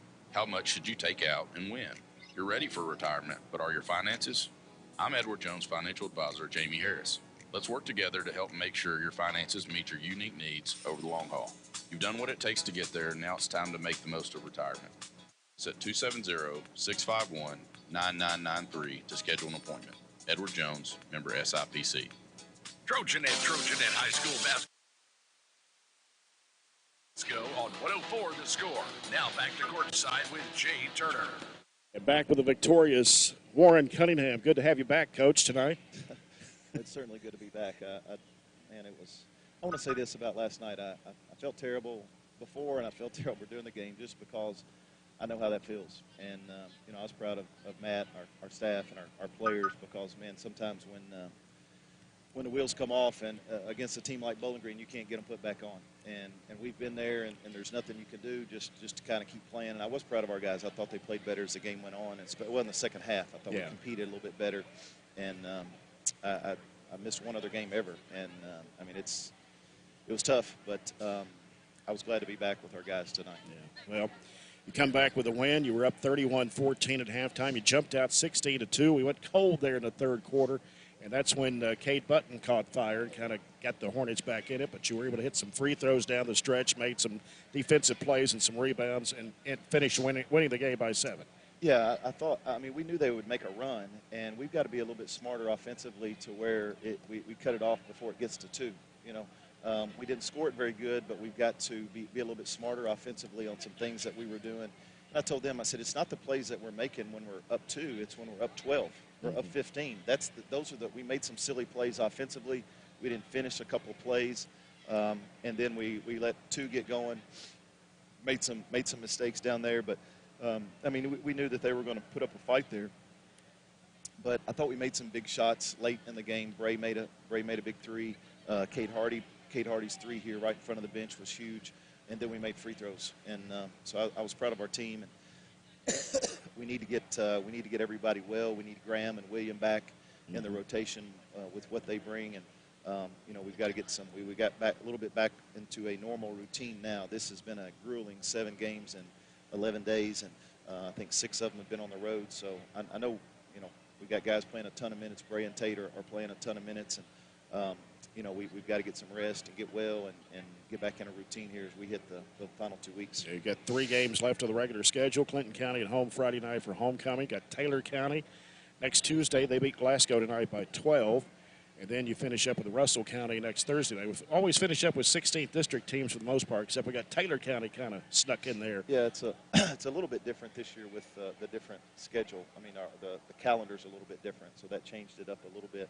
But 3 really good teams. You know, Clinton's a very physical team as always, and they've got good players, and the things that they do cause you fits sometimes. And you know, Taylor beat Glasgow tonight. They've got, you know, Coach Breeze told me Saturday up there, we were talking a little bit about them. He said he thought they were the best team in the 5th, and that says something because there's a lot of really good teams in the 5th, and I don't think we for the 5th. I think for the season maybe, but well, we beat Campbellsville. Yeah, but. You know, and then we finished with Russell's, who's had a really good season and got some really good players. So the biggest thing for us is we need to practice some. We haven't been able to practice just with this schedule, and when we did practice, we had to go really light because we were getting ready to play 2 more games. So you know, we need some rest, we need to get well, and we need to practice a little bit to clean up a few things. Now, Clinton County, I noticed, are 17-9. They've won their last 6. 9 of the last 10. They got 4 guys average double figures. Yeah, I mean, they don't play a ton of guys, but the guys that they play are really good players, and you know, they've got the big kid inside that can score it and finish, and you know, they got good guard play that'll pressure the ball and really you know, try to force you to do things that you don't want to do. So we've got to watch some film and like I said, get some rest and just be ready to go. Yeah. Well, Coach, congratulations to you. We'll see you on Friday night. All right, thanks, Jay. Coach Warren Cunningham and the Trojans winning here at Edmonton 56-49 over the Metcalfe County Hornets. So they go to 17-10 on the season. And it's time to name our MVP of the game. Before that, Coach's comments brought to you by McDonald's. Enjoy a meal today at McDonald's on Smith Road. MVP of tonight, we haven't given it to Bray Bewley in a while. He hit a 3 in the fourth quarter and hit 5 of 6 free throws. He scored 8 of his 13 points there in the fourth quarter. So tonight's MVP is Bray Bewley. Trojanettes won earlier tonight, 55-36.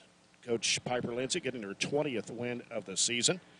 And we will be back at Barren County on Friday night as the Trojans and Trojanettes host homecoming against Clinton County. For Robert Bauer and our studio producer, Chris Bratcher, this is Jay Turner. Thanks for being with us. Good night from Edmonton.